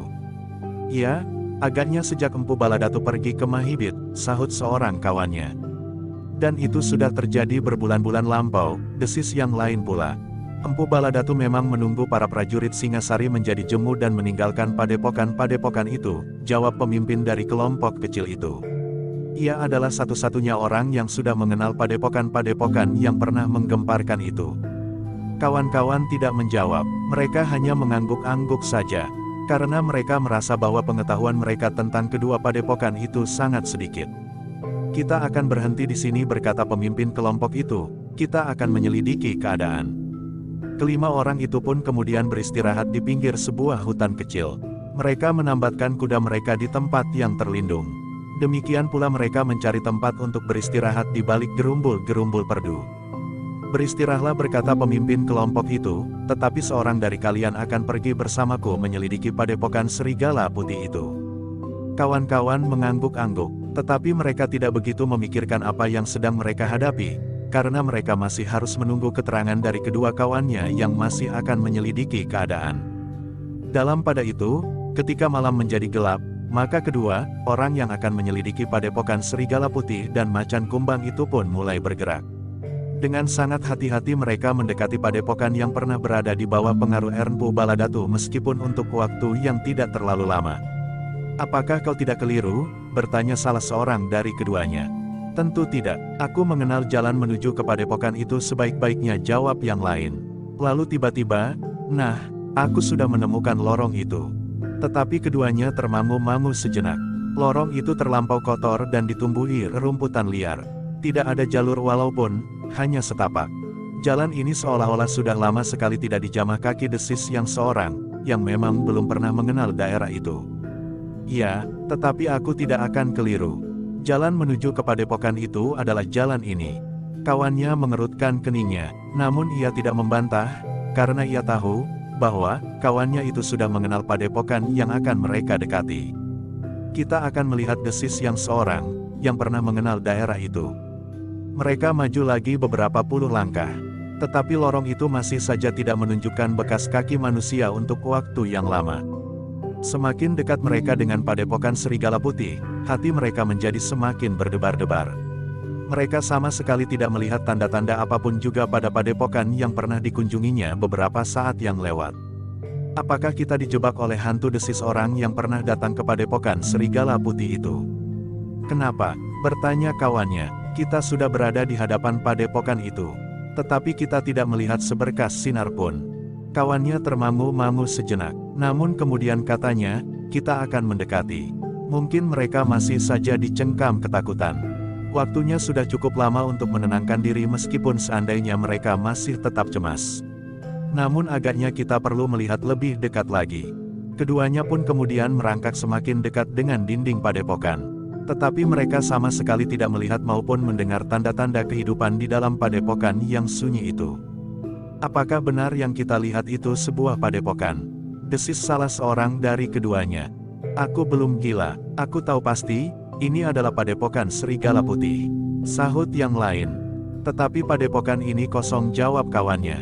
Mungkin mata kita sudah rabun, atau barangkali seperti yang kita sangka semula, kita sudah dijebak oleh hantu-hantu. Lalu, apa yang akan kita lakukan sekarang? Yang lain termenung sejenak, namun kemudian ia menggeram. Kita akan masuk ke dalamnya. Kita akan melihat apakah aku sudah gila atau kita memang dijebak oleh hantu yang manapun. Kawannya nampak ragu-ragu, tetapi yang pertama sudah siap untuk melangkah memasuki halaman padepokan yang sepi itu. Tunggu, desis kawannya, kau takut? Bukan takut, tetapi siapa tahu bahwa kita telah dijebak. Bukan oleh hantu-hantu, tetapi oleh orang-orang serigala putih. Mereka sudah mengetahui kedatangan kita, dan mereka sengaja membuat padepokan mereka seperti padepokan yang sudah tidak dipergunakan lagi.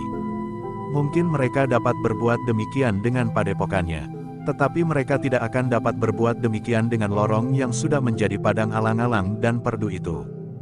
Kawannya termangu-mangu, namun katanya kemudian, "Baik ya, kita akan masuk, tetapi hati-hatilah, siapa tahu ada sesuatu yang dapat mencelakai kita."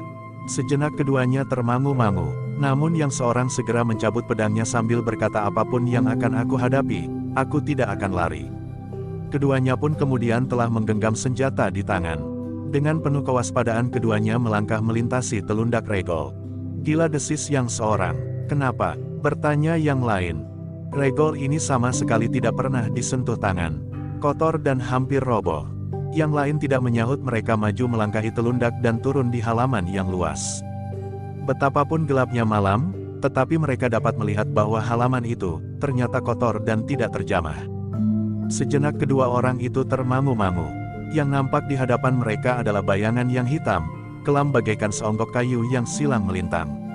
Tidak ada secercah cahaya lampu yang nampak di dalam kegelapan malam itu. "Kita masuk ke sarang hantu," desis yang seorang, yang pernah mengenal padepokan itu sebelumnya. "Ya, kita akan disergap dan dibantai di dalam sarang mereka yang mengerikan itu," sahut yang lain. Untuk sementara keduanya masih bertahan. Tetapi sejenak kemudian yang seorang berkata, "Padepokan ini telah menjadi kuburan raksasa. Tidak ada makhluk yang hidup di dalamnya. Jika kita memasukinya, mungkin kita akan menginjak bangkai yang sudah menjat kerangka, atau kita sendiri akan terjerat sarang labah-labah raksasa yang akan menghisap darah kita sampai kering. Jadi, kita tinggalkan padepokan hantu ini. Kita terpaksa menunggu sampai siang besok. Kita akan meyakinkan penglihatan kita ini. Jika besok kita melihat padepokan ini ramai dihuni oleh orang-orang serigala putih, dan halaman ini nampak bersih dan berbekas sapu lidi, maka malam ini kita benar-benar telah kena hantu penjaga simpang 3 di sudut hutan itu." Terasa bulu-bulu tengkuk mereka meremang. "Marilah," desis yang seorang. Maka dengan kaki yang gemetar keduanya pun melangkah surut perlahan-lahan. Ketika mereka sampai di pintu Regol, maka keduanya pun telah meloncat dengan tergesa-gesa. "Tidak ada gunanya kita memasuki padepokan itu dalam kebingungan seperti ini," desis yang seorang. Kawannya tidak menjawab, tetapi keduanya pun kemudian dengan tergesa-gesa meninggalkan tempat itu dan kembali kepada kawan-kawan yang lain. Ketika mereka sampai di tempat ketiga orang kawannya beristirahat, maka terasa nafas mereka yang berkejaran menjadi agak teratur. Sehingga hatinya pun menjadi agak tenang. "Bagaimana?" bertanya seorang kawannya. "Kami hanya menemukan sarang hantu," desis salah seorang dari kedua orang yang menyelidiki padepokan itu. "Kenapa?" bertanya yang lain. "Kami tidak melihat seorang pun di padepokan itu," jawab kawannya yang datang ke padepokan. Dengan singkat ia pun menerangkan apa yang telah dilihatnya. "Apakah mereka sudah mengungsi?" tiba-tiba salah seorang dari mereka bertanya. Kedua orang yang datang ke padepokan itu saling berpandangan sejenak pada saat-saat yang mencengkam karena ketakutan. Mereka sama sekali tidak memikirkan kemungkinan itu, sehingga tiba-tiba salah seorang dari mereka berdesis, "Ya, mungkin mereka memang telah mengungsi." Yang lain mengangguk-angguk, katanya, "Itu adalah kemungkinan yang masuk akal. Bukan sekedar bayangan hantu sajalah yang telah mencengkam kita." Kawan-kawan tersenyum. Namun orang yang datang ke padepokan itu berkata, "Jika bukan aku yang datang, tentu akibatnya akan sama saja. Justru aku yang sudah mengenal padepokan itu sebelumnya. Jadi bagaimana dengan kita sekarang? Kita akan menunggu sampai pagi. Besok kita akan melihat padepokan itu. Barulah kita akan mendapatkan kesimpulan." Orang-orang itu pun tidak mempunyai pilihan lain kecuali menunggu sampai matahari terbit. Karena itulah, maka mereka pun segera membaringkan diri dan berusaha untuk tidur, kecuali seorang dari mereka harus berjaga-jaga dan dilakukan berganti-ganti. Ketika fajar menyingsing, maka kelima orang itu pun segera bersiap-siap. Tetapi mereka pun tidak akan pergi bersama-sama. Dua orang yang semalam pergi mengunjungi padepokan itulah yang akan kembali meyakinkan bahwa mereka tidak masuk ke dalam sarang hantu. Dengan hati-hati mereka melintasi lorong yang semalam mereka lalui. Lorong itu benar-benar lorong yang kotor dan tidak terjamah kaki. "Kita tidak rabun, dan kita tidak ditenung hantu," desis salah seorang. Dari keduanya, lorong ini memang sudah lama tidak dilalui orang. Kawannya mengangguk-angguk, tetapi ia tidak menjawab. Mereka pun kemudian menjadi semakin tidak ragu-ragu lagi, bahwa padepokan itu memang sudah kosong. Mereka tidak lagi bersembunyi dan merangkak, tetapi mereka langsung menuju regol yang rusak dan kotor. Kosong, desis yang seorang, kita benar-benar menjumpai padepokan orang-orang serigala putih yang sudah kosong. Tetapi apakah mereka mengungsi atau karena sesuatu hal mereka telah ditumpas habis? Jawab yang lain. Marilah, kita akan menyaksikannya. Di siang hari kita tidak usah cemas bahwa kita sedang dijebak oleh hantu yang paling jahat. Kawannya mengerutkan keningnya, namun ia pun melangkah maju perlahan-lahan. Yang ada di hatinya kemudian bukannya ketakutan, tetapi keraguan-raguan bahwa mereka akan menyaksikan sesuatu yang mengerikan. Tetapi kedua orang itu telah memaksa diri untuk melangkah mendekati barak-barak yang kotor dan tidak terjamah. Sarang labah-labah yang kehitam-hitaman menyangkut di sudut-sudut dan tiang serambi. Sejenak keduanya termangu-mangu, namun hampir di juar sadar keduanya telah menarik senjatanya. Dengan hati-hati mereka melangkah mendekati pintu yang terbuka. Dengan ujung pedang yang teracung, keduanya menjenguk dengan ragu-ragu, tetapi karena mereka tidak melihat sesuatu maka mereka pun segera melangkah masuk. Sejenak mereka tertegun sambil memandang berkeliling, mereka tidak menghiraukan pendapa yang senyap. Sementara mereka langsung memasuki barak di sebelah pendapa. Dengan penuh kewaspadaan mereka semakin dalam masuk ke dalam ruang yang ada di dalam barak itu, namun mereka tidak melihat sesuatu. Kita melihat di barak yang lain, di bagian belakang dari padepokan ini, desis yang seorang. Kawannya mengangguk meskipun ragu-ragu. Dengan hati yang berdebar-debar mereka berdua pun kemudian pergi ke bagian belakang dari padepokan yang kosong itu. Ketika mereka memasuki sebuah barak yang lain, maka barak itu pun telah kosong pula. Tidak ada seorang pun dan bahkan dengan heran yang seorang berkata, "Aku tidak melihat barang-barang di dalam padepokan ini." Ia jawab yang lain, "Dengan demikian kita dapat mengambil kesimpulan, bahwa mereka telah mengungsi. Bukan karena mereka tertumpas habis." Kesimpulan yang paling tepat, jika mereka telah tertimpa malapetakan dan tertumpas habis, maka aku kira barang-barang mereka tentu masih ada yang tertinggal. Sekelompok orang yang menyerang dan menang, tidak akan sempat membawa semuanya yang ada. Keduanya mengangguk-angguk karena mereka mendapatkan kesimpulan yang sama tentang barak-barak dan padepokan itu. Orang-orang serigala putih tentu sudah mengungsi. Benar-benar di luar dugaan, Empu Baladatu, berkata yang seorang, "Jika mereka mengungsi, apakah memungkinkan bagi mereka untuk mendapatkan lapangan kehidupan dengan mudah? Mungkin mereka ditampung oleh para prajurit."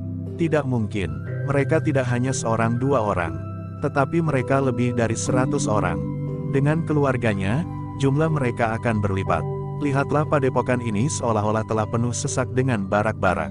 Kehidupan yang susah dari keluarga yang besar ini telah memberikan pupuk pada sifat dan usahanya selama mereka masih menyebut dirinya gerombolan serigala putih. Mereka adalah perampok yang disegani. Tetapi kekalahan yang hampir mutlak saat mereka menyerang padepokan Empu Sagadaru telah mematahkan keberanian mereka. Berapa puluh orang di antara mereka yang terbunuh. Hanya sebagian kecil saja dari mereka yang sempat pulang. Sebenarnya mereka belum lumpuh sama sekali. Yang lumpuh adalah sifat kejantanan mereka. Dan itu berpengaruh sekali bagi cara hidup mereka selanjutnya. Mereka kemudian tidak lebih adalah petani-petani miskin yang kurus kering. Mereka makan apa-apa yang dapat mereka petik dari pategalan mereka yang tandus. Kawannya mengangguk-angguk, lalu katanya, agaknya semuanya itulah yang justru mendorong mereka untuk mengungsi. Yang lain tidak menjawab, tetapi ia pun mengangguk-angguk pula. Untuk beberapa saat lamanya mereka menjelajahi padepokan itu, sehingga mereka benar-benar yakin bahwa padepokan itu memang telah kosong. 1-2 pucuk senjata masih tertinggal, tersangkut di dinding. Kita akan melihat padepokan yang lain. Padepokan gerombolan macan kumbang, yang mempunyai sifat yang sama dengan orang-orang serigala putih, tetapi yang sepanjang hidup mereka selalu bersaing dan bermusuhan. Keduanya bersumber pada dasar ilmu yang sama, cara hidup yang sama dan kegemaran yang sama. Apakah mereka juga mengalami keadaan yang sama? Tidak dapat diduga, semuanya memang mungkin. Kedua orang itu pun kemudian kembali kepada kawan-kawan dengan cerita yang mengecewakan, karena mereka tidak dapat melakukan pekerjaan mereka. Kelima orang itu harus membawa 5 orang anak muda dari kedua padepokan itu, sebagai bahan percobaan, apakah kedua padepokan itu masih berguna bagi mereka. Tetapi ternyata bahwa padepokan ternyata telah mengalami perubahan. Namun demikian orang-orang dari padepokan Empu Baladatu itu masih ingin mencoba untuk melihat padepokan macan kumbang. Mungkin orang-orang Macan Kumbang telah memilih jalan lain dari orang-orang Padepokan Serigala Putih. Marilah, kata akan segera melihat. Tetapi kita masih harus tetap berhati-hati. Jika padepokan itu masih ada, kita akan membawa kelima orang anak muda itu dari sana. Dan mungkin Empu Baladatu harus mengambil sikap yang lain dari rencananya semula. Agar semuanya tidak sia-sia. Demikianlah kelima orang itu pun segera berpacu menuju ke Padepokan Macan Kumbang. Mereka ingin melihat, apakah peristiwa yang terjadi pada Padepokan Serigala Putih itu telah terjadi pula pada Padepokan Macan Kumbang. Namun agaknya mereka masih mempunyai harapan. Orang-orang Padepokan Macan Kumbang dan orang-orang Padepokan Serigala Putih pada dasarnya tidak akan dapat bekerja bersama. Tetapi kekecewaan telah melonjak di hati orang-orang itu ketika mereka menjumpai kenyataan, bahwa Padepokan Macan Kumbang pun telah kosong. Padepokan itu ditinggalkan oleh penghuninya dengan segala macam isi dan perabotnya. Gila, mereka juga telah mengungsi desis salah seorang dari kelima orang itu. Ini tentu usaha prajurit-prajurit Singasari Geram yang lain, mereka tidak dapat berada di padepokan ini terlalu lama.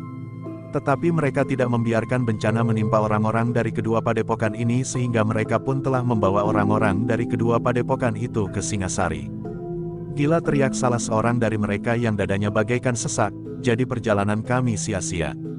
Empu Baladatu tidak akan percaya, yang lain lagi berkata lantang. Tetapi apa yang akan kita lakukan? Kenyataan ini memang demikian.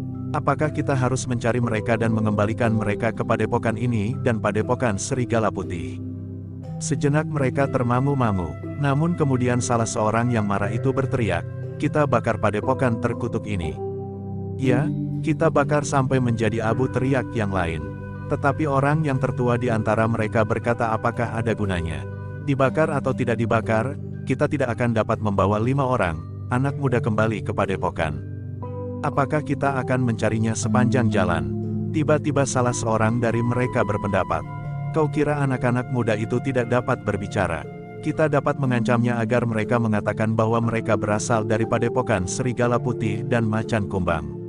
Tetapi dalam pembicaraan yang berkepanjangan kemudian, Empu Baladatu tentu akan dapat mengambil kesimpulan bahwa mereka bukan anak muda dari kedua padepokan yang telah kosong itu. Jadi, apakah yang akan kita lakukan? Kembali, mengatakan apa yang telah kita lihat kepada Empu Baladatu. Yang lain termangu-mangu. Kembali kepada Empu Baladatu tentu tidak akan menyenangkannya. Empu Baladatu tentu akan memaki-maki, dan mungkin tidak percaya.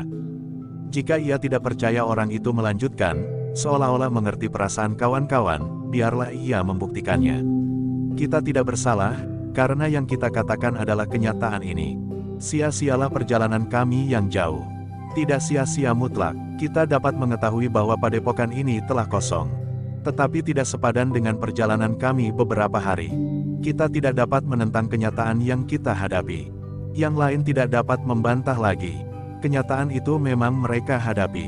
Dan mereka tidak dapat menentang atau ingkar, bahwa kedua padepokan itu memang telah kosong. Dengan dada yang sesak oleh kegelisahan, kecemasan dan bahkan kebimbangan bahwa Empu Baladatu akan menghukum mereka, maka kelima orang itu pun segera kembali. Perjalanan kembali itu rasa-rasanya berlangsung berabad-abad meskipun tidak lebih dari perjalanan mereka ke padepokan-padepokan yang telah kosong. Ketika malam tiba di perjalanan, mereka seolah-olah tidak ingin bermalam di perjalanan. Itulah sebabnya mereka berjalan terus sampai malam menjadi pekat. Tetapi agaknya kuda mereka pun menjadi lelah dan perlu beristirahat, sehingga mereka terpaksa bermalam di perjalanan. Dalam pada itu, kedatangan mereka kembali di padepokannya telah menimbulkan ketegangan pula. Mula-mula Empu Baladatu tidak mempercayainya, ia benar-benar memaki-maki dengan wajah yang merah membara.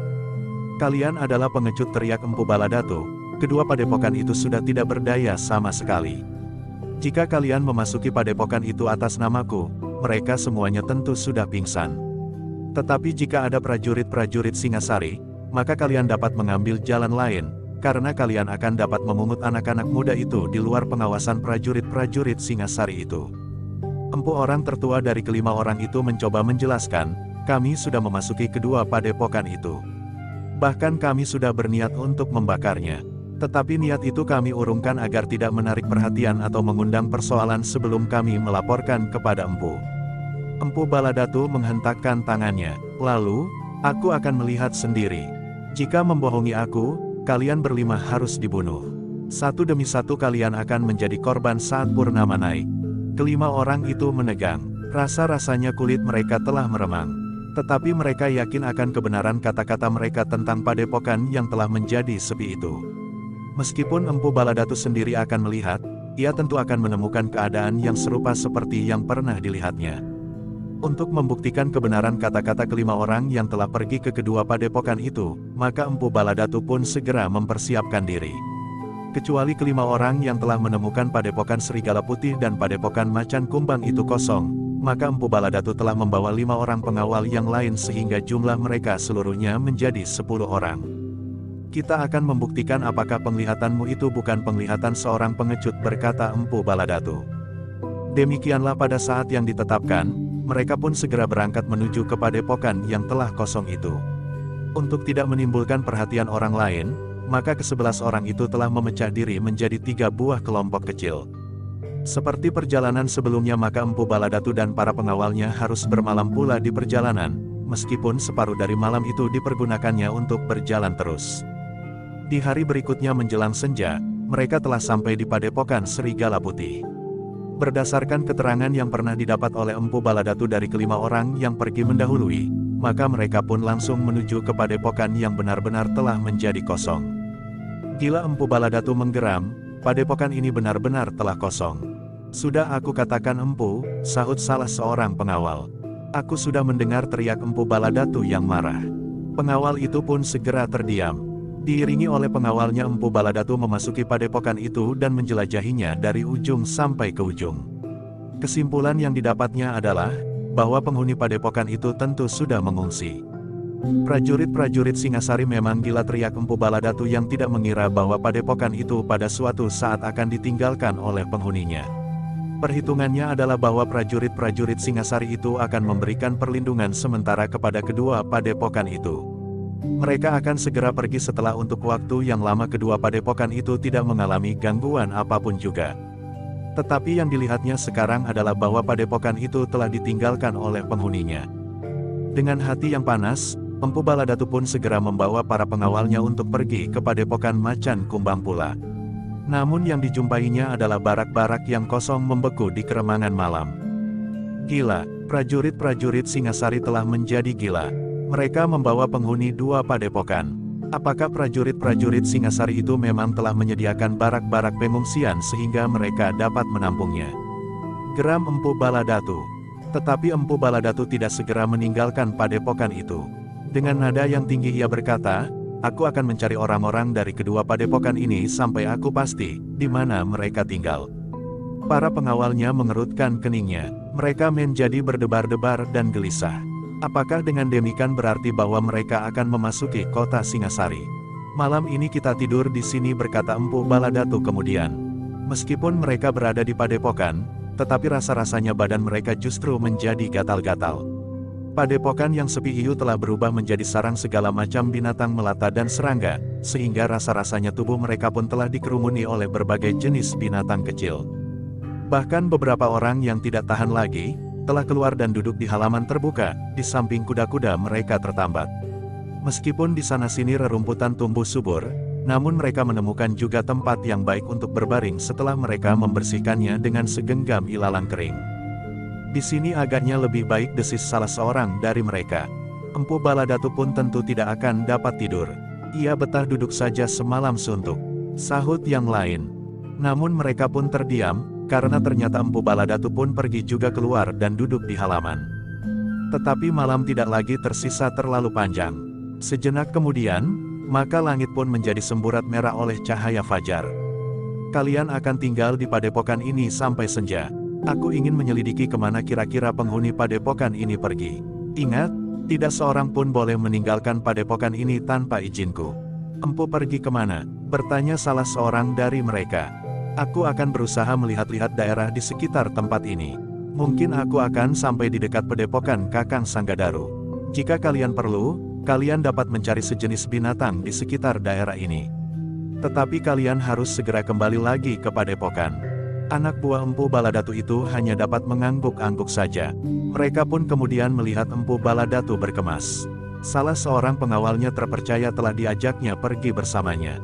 Siapa yang meninggalkan padepokan ini, bukan sekedar berburu binatang di sekitar tempat ini, akan mempertanggungjawabkan tindakan itu. Apalagi jika kemudian akan membawa kesulitan bagi kita semuanya, berkata Empu Baladatu ketika ia meninggalkan padepokan itu. Karena itu, maka tidak seorang pun di antara mereka yang ditinggalkan itu berniat untuk pergi kemanapun.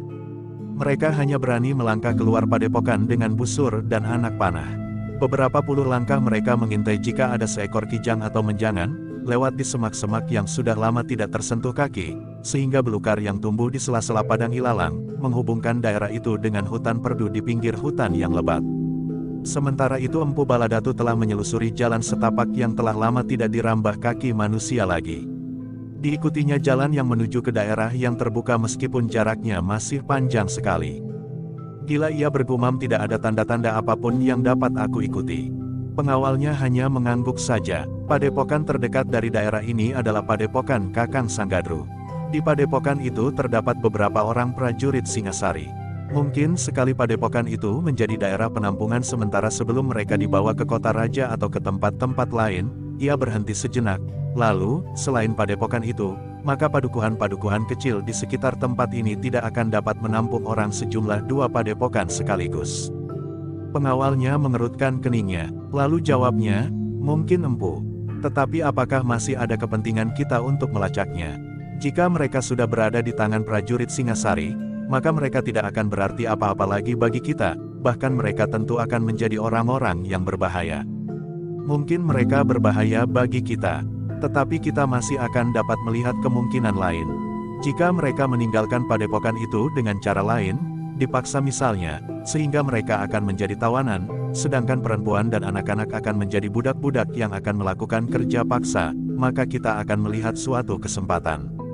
Pengawalnya mengangguk-angguk pula, tetapi yang nampak olehnya di wajah Empu Baladatu adalah bayangan kebencian dan dendam, sehingga karena itu, maka menurut dugaan pengawal itu, jika Empu Baladatu menemukan orang-orang serigala putih dan macan kumbang, maka kemungkinan yang paling besar dalam usaha untuk membinasakan mereka sama sekali. Dengan hati-hati mereka maju terus. Akhirnya Empu Baladatu memang mengambil arah, menuju ke padepokan Empu Sanggadaru. Perjalanan menuju ke padepokan itu bukannya perjalanan yang terlalu dekat. Karena itu, maka mereka memerlukan waktu yang cukup lama meskipun kuda mereka berlari cukup cepat, namun tidak dapat berpacu karena jalan yang penuh dengan belukar dan pohon-pohon perdu. Ketika mereka mulai mendekati hutan yang menjadi daerah pengaruh Empu Sanggadaru karena menjadi daerah perburuannya, maka Empu Baladatu menjadi semakin berhati-hati.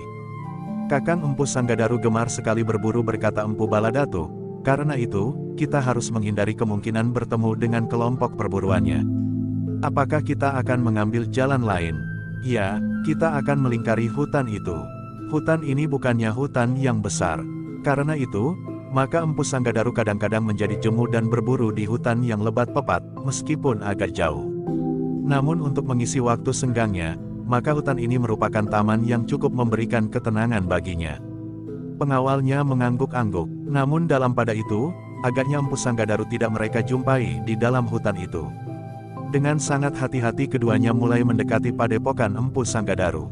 Kita akan meninggalkan kuda kita di tempat yang aman meskipun di luar hutan agar tidak diterkam harimau, berkata Empu Baladatu. Di dekat padepokan, ya, pengawalnya menjadi berdebar-debar, tetapi ia tidak menjawab. Namun dalam pada itu, ketika mereka menyusuri jalan di pinggir hutan mendekati padepokan, tiba-tiba mereka telah dikejutkan oleh sesuatu yang lain dari yang pernah mereka kenal. Dari kejauhan mereka melihat tanah yang sudah terbuka di ujung hutan. Bahkan sudah merupakan daerah persawahan. Hei, apakah aku bermimpi, desis Empu Baladatu? Pengawalnya, yang juga pernah datang ke padepokan Empu Sanggadaru menjadi terheran-heran pula. Keduanya pun kemudian berhenti di pinggir hutan. Dari kejauhan mereka melihat sawah yang mulai hijau oleh tanaman yang subur. Lamat-lamat mereka melihat padukuhan baru yang mulai berkembang. Untuk beberapa saat keduanya hanya termangu-mangu di atas punggung kudanya, seolah-olah mereka tidak yakin akan penglihatan mereka. Namun dedaunan yang hijau yang bertebaran di atas tanah persawahan itu akhirnya meyakinkan keduanya, bahwa mereka tidak sedang bermimpi.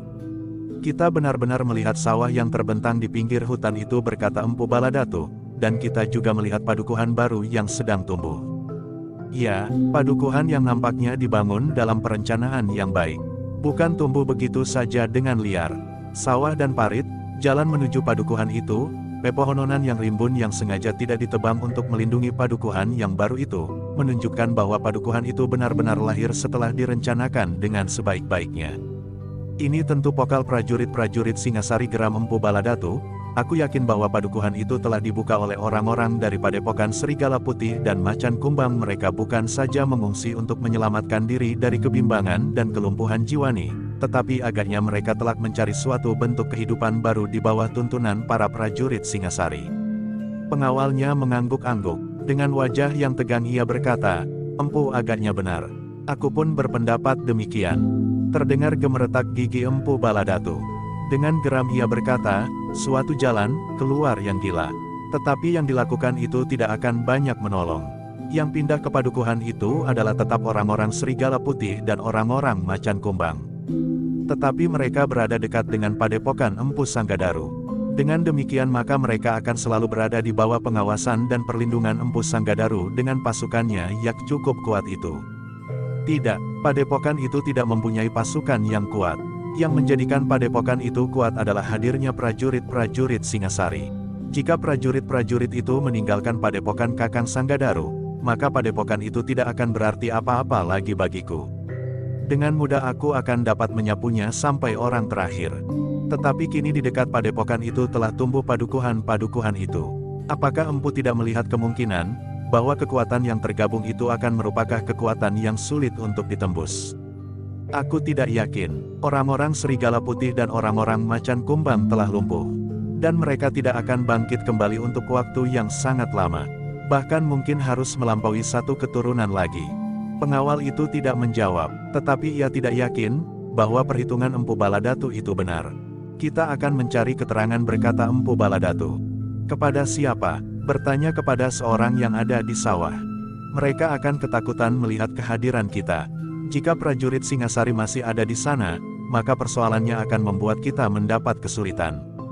Pengecut, aku akan melakukannya. Tetapi bukan aku sendirilah yang harus menampakkan diri. Pengawalnya mengerutkan keningnya. Ia tidak begitu mengetahui maksud Empu Baladatu. Marilah, berkata Empu Baladatu, kita mendekati daerah persawahan itu.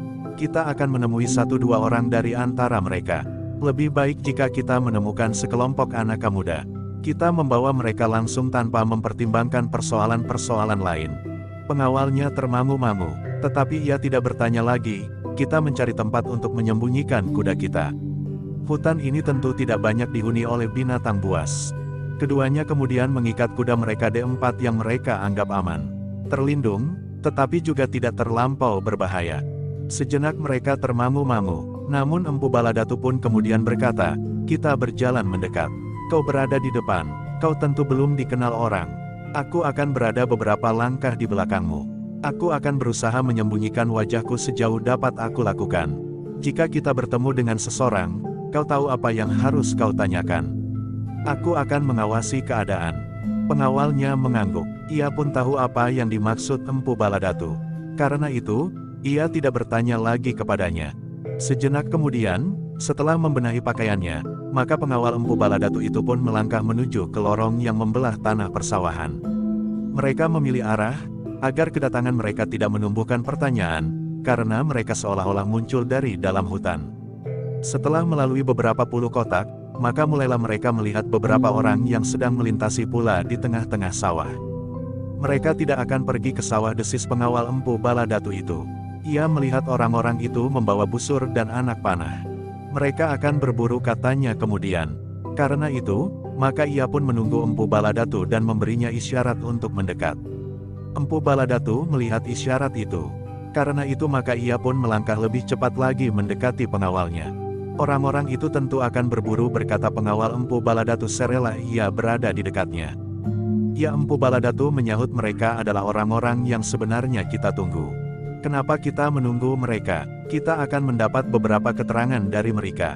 Dan mereka akan kembali ke padukuhan sambil ketakutan karena kehadiran Empu di sini. Apakah mereka sudah mengenal aku?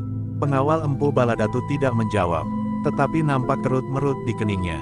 Mungkin mereka sudah mengenal aku, tetapi mungkin belum, desis Empu Baladatu. Apakah kita akan menghentikan mereka? Ya, Kita akan menghentikan mereka, jawab Empu Baladatu. Kaulah yang bertanya kepada mereka. Aku akan berusaha untuk mendengarkan pembicaraanmu tanpa dapat mereka lihat. Bagaimana mungkin? Temuilah mereka di pinggir hutan perburuan itu. Aku akan mempunyai kesempatan. Empu Baladatu dan pengawalnya itu pun kemudian dengan tergesa-gesa memotong arah. Tetapi mereka memperhitungkan setiap kemungkinan sehingga mereka telah berusaha untuk tidak diketahui dan menimbulkan kecurigaan pada orang-orang yang akan pergi berburu itu. Seperti yang direncanakan, maka pengawal Empu Baladatu itu pun segera menyelinap dan muncul di jalan yang akan dilalui oleh orang-orang dari padukuhan itu, setelah mereka sampai di pinggir hutan. Dengan tidak menumbuhkan kecurigaan, maka pengawal itu berjalan pada arah yang berlawanan sehingga memungkinkan mereka berpapasan. Tetapi bagaimanapun juga, hadirnya seseorang di tempat itu memang sudah menimbulkan suatu pertanyaan di hati orang-orang padukuhan itu. Jarang sekali mereka bertemu dengan orang dari luar padukuhan mereka, karena padukuhan mereka masih merupakan daerah baru. Jika ada orang asing yang lewat, maka mereka tentu berada di jalan yang melalui padepokan Empu Sanggadaru atau padukuhan-padukuhan lama yang berada di bawah pengaruh Empu Sanggadaru. Namun demikian semula orang-orang yang akan pergi berburu itu tidak menghiraukannya. Mereka seolah-olah tidak ingin banyak mengetahui tentang orang-orang asing yang kurang mereka kenal, karena bagaimanapun juga, masih mungkin seorang perantau yang berjalan lewat jalan dan daerah yang jarang disentuh kaki orang.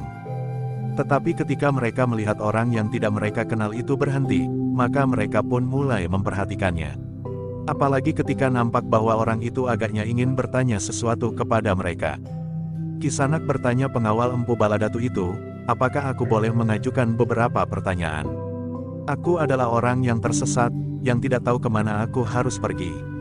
Oh, salah seorang dari orang-orang yang akan pergi berburu itu maju selangkah. Siapakah kau, Kisanak? Aku datang dari jauh sekali. Tetapi aku telah tersesat di hutan yang tidak aku kenal, sehingga aku menjadi bingung dan kehilangan arah. Kau datang dari mana? Singasari, kota raja maksudmu? Ya, aku datang dari kota raja.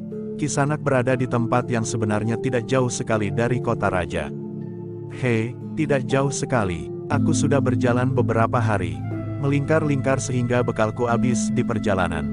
Kisanak benar, agaknya Kisanak memang sudah berjalan melingkar-lingkar tanpa arah. Karena itu Kisanak sudah merasa berjalan jauh sekali, tetapi sebenarnya daerah ini tidak terlalu jauh dari kota raja. Di manakah aku sebenarnya berada, Kisanak? Dahulu rasa-rasanya aku pernah melalui daerah ini. Ketika aku menemukan beberapa ciri yang sudah aku kenal, aku merasa senang. Rasa-rasanya aku akan sampai ke padepokan Empu Sanggadaru. Jika demikian, maka aku akan terlepas dari kebingungan. Tetapi ternyata ketika aku muncul di pinggir hutan itu, aku melihat daerah persawahan dan padukuhan yang asing lagi. Bukan padukuhan yang berada di bawah pengaruh padepokan Empu Sanggadaru. Kisanak benar, jawab orang itu, daerah ini memang berada di bawah pengaruh padepokan Empu Sanggadaru. Tetapi padukuhan itu adalah padukuhan yang baru. Baru, sejak kapan padukuhan itu ada? Belum terlalu lama. Tetapi, apakah penghuninya penghuni padukuhan yang memang sudah ada, tetapi memperluas daerah tempat tinggal mereka? Orang itu termangu-mangu, namun salah seorang dari mereka menjawab tidak. Kami datang dari tempat lain dan tinggal di padukuhan itu. Pengawal Empu Baladatu itu pun mengerutkan keningnya. Dengan ragu-ragu ia pun kemudian bertanya, kalian datang dari mana? Orang-orang Tiu tidak segera menjawab. Nampak kebimbangan membayang di wajah mereka. Apakah kalian datang dari tempat yang jauh? Pengawal itu mendesak. Orang yang tertua di antara mereka menggelengkan kepalanya sambil menjawab, tidak, Kisanak. Kami tidak datang dari tempat yang jauh. Kami adalah keluarga Empu Sanggadaru yang sudah dianggap dewasa dan wajib memisahkan diri dan mengurus padukuhan ini.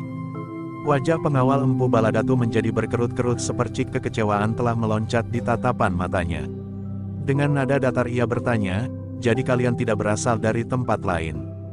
Orang itu mengeleng, tetapi tadi kau mengatakan bahwa kau datang dari tempat lain. Kami memang mempunyai kelainan dengan orang-orang yang tinggal di padukuhan yang berada di bawah pengaruh Empu Baladatu. Kami adalah orang-orang yang dipisahkan daripadanya sementara keluarga kami dari tempat lain telah ikut serta membantu kami menebang hutan ini. Keterangan kalian berputar-putar tidak menentu. Pengawal Empu Baladatu itu pun mulai kehilangan kesabaran. Aku kira keteranganku cukup jelas. Katakanlah yang sebenarnya, apakah kalian mempunyai rahasia yang kalian sembunyikan? Orang-orang itu menjadi heran, lalu salah seorang dari mereka bertanya, Kisanak, bukankah kau telah tersesat dan mencari jalan keluar? Tetapi kini kau memaksa kami untuk menjawab pertanyaan Kisanak yang membingungkan itu. Bukan pertanyaanku membingungkan, tetapi jawabmu. Jawab kalian, yang tidak menentu. Aku tidak mengerti, agaknya kau telah membawa jawab sendiri atas pertanyaan yang kau ajukan, sehingga jawaban kami tidak memberikan kepuasan kepadamu. Persetan tiba-tiba saja terdengar suara seseorang dari balik pepohonan. Belum lagi kejutan itu mereda di dada orang-orang yang mendengarnya, maka orang-orang dari padukuhan itu telah dikejutkan pula oleh munculnya seseorang dari balik gerumbul di pinggir hutan. Aku tidak telaten mendengarnya, berkata Empu Baladatu yang telah berdiri di pinggir lorong itu, jangan ingkar. Bukankah kalian orang-orang dari Padepokan Serigala Putih atau Padepokan Macan Kumbang? Orang-orang itu bagaikan membeku ketika mereka melihat siapakah yang berdiri di hadapan mereka. Hampir setiap orang dari Padepokan Serigala Putih dan Macan Kumbang telah mengenal Empu Baladatu. Dan kini Empu Baladatu itu tiba-tiba saja telah berdiri di antara mereka. Empu Baladatu, desis salah seorang dari mereka, ya, tentu masih mengenal aku. Orang-orang itu menjadi pucat ketika mereka melihat Empu Baladatu melangkah maju mendekati mereka. Cepat, katakan, apakah kalian orang-orang Serigala Putih atau Macan Kumbang? Kalian tentu mengenal aku, tetapi aku tidak dapat mengenal kalian seorang demi seorang. Orang-orang itu masih termangu-mangu. Cepat, katakan, teriak Empu Baladatu. Ternyata bahwa pengaruh yang memancar dari bentakan itu telah mencengkam setiap hati. Karena itu, maka hampir di luar kesadaran mereka, beberapa orang menjawab bersama-sama, kami orang-orang Padepokan Serigala Putih. Empu Baladatu menyahut, jadi kalian telah mencoba melarikan diri dari pengaruhku dan pasrah pada perlindungan Kakang Empu Sanggadaru. Ia berhenti sejenak, tatapan matanya menjadi merah bagaikan bara, kalian memang bodoh. Kakang Sanggadaru sendiri masih memerlukan perlindungan prajurit-prajurit Singasari. Orang-orang itu menjadi semakin pucat. Namun salah seorang dari mereka menjawab, ya, prajurit-prajurit itu telah melindungi kami bersama-sama. Gila, teriak Empu Baladatu, apakah kau kira bahwa aku tidak dapat berbuat apa? Orang-orang itu saling berdiam diri. Sekarang kalian tidak akan dapat ingkar. Adalah nasib kalian yang buruk, bahwa kalianlah yang pertama-tama telah bertemu dengan kami. Orang-orang padukuhan itu menjadi semakin pucat karenanya. Sebenarnya kami memerlukan beberapa orang anak-anak muda yang masih akan dapat dibentuk dengan mudah. Mereka masih mempunyai masa depan yang panjang. Empu Baladatu berhenti sejenak lalu, tetapi kalian pun masih cukup muda. Kami akan membawa kalian, jangan takut, kalian tidak akan kami korbankan, karena kami ingin kalian akan menjadi penyebar ilmuku di antara orang-orang Serigala Putih. Kalian akan tinggal bersama kami untuk beberapa lamanya.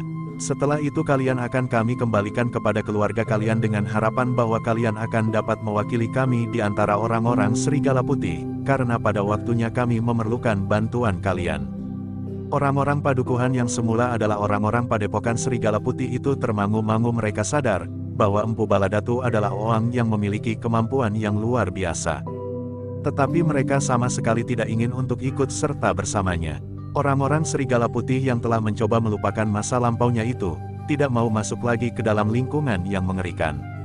Mereka tidak ingin setiap purnama melihat darah mengalir dari luka, dan mereka tidak ingin membasahi tubuh mereka dengan titik darah itu dalam pendalaman ilmu yang bersumber dari ilmu hitam itu.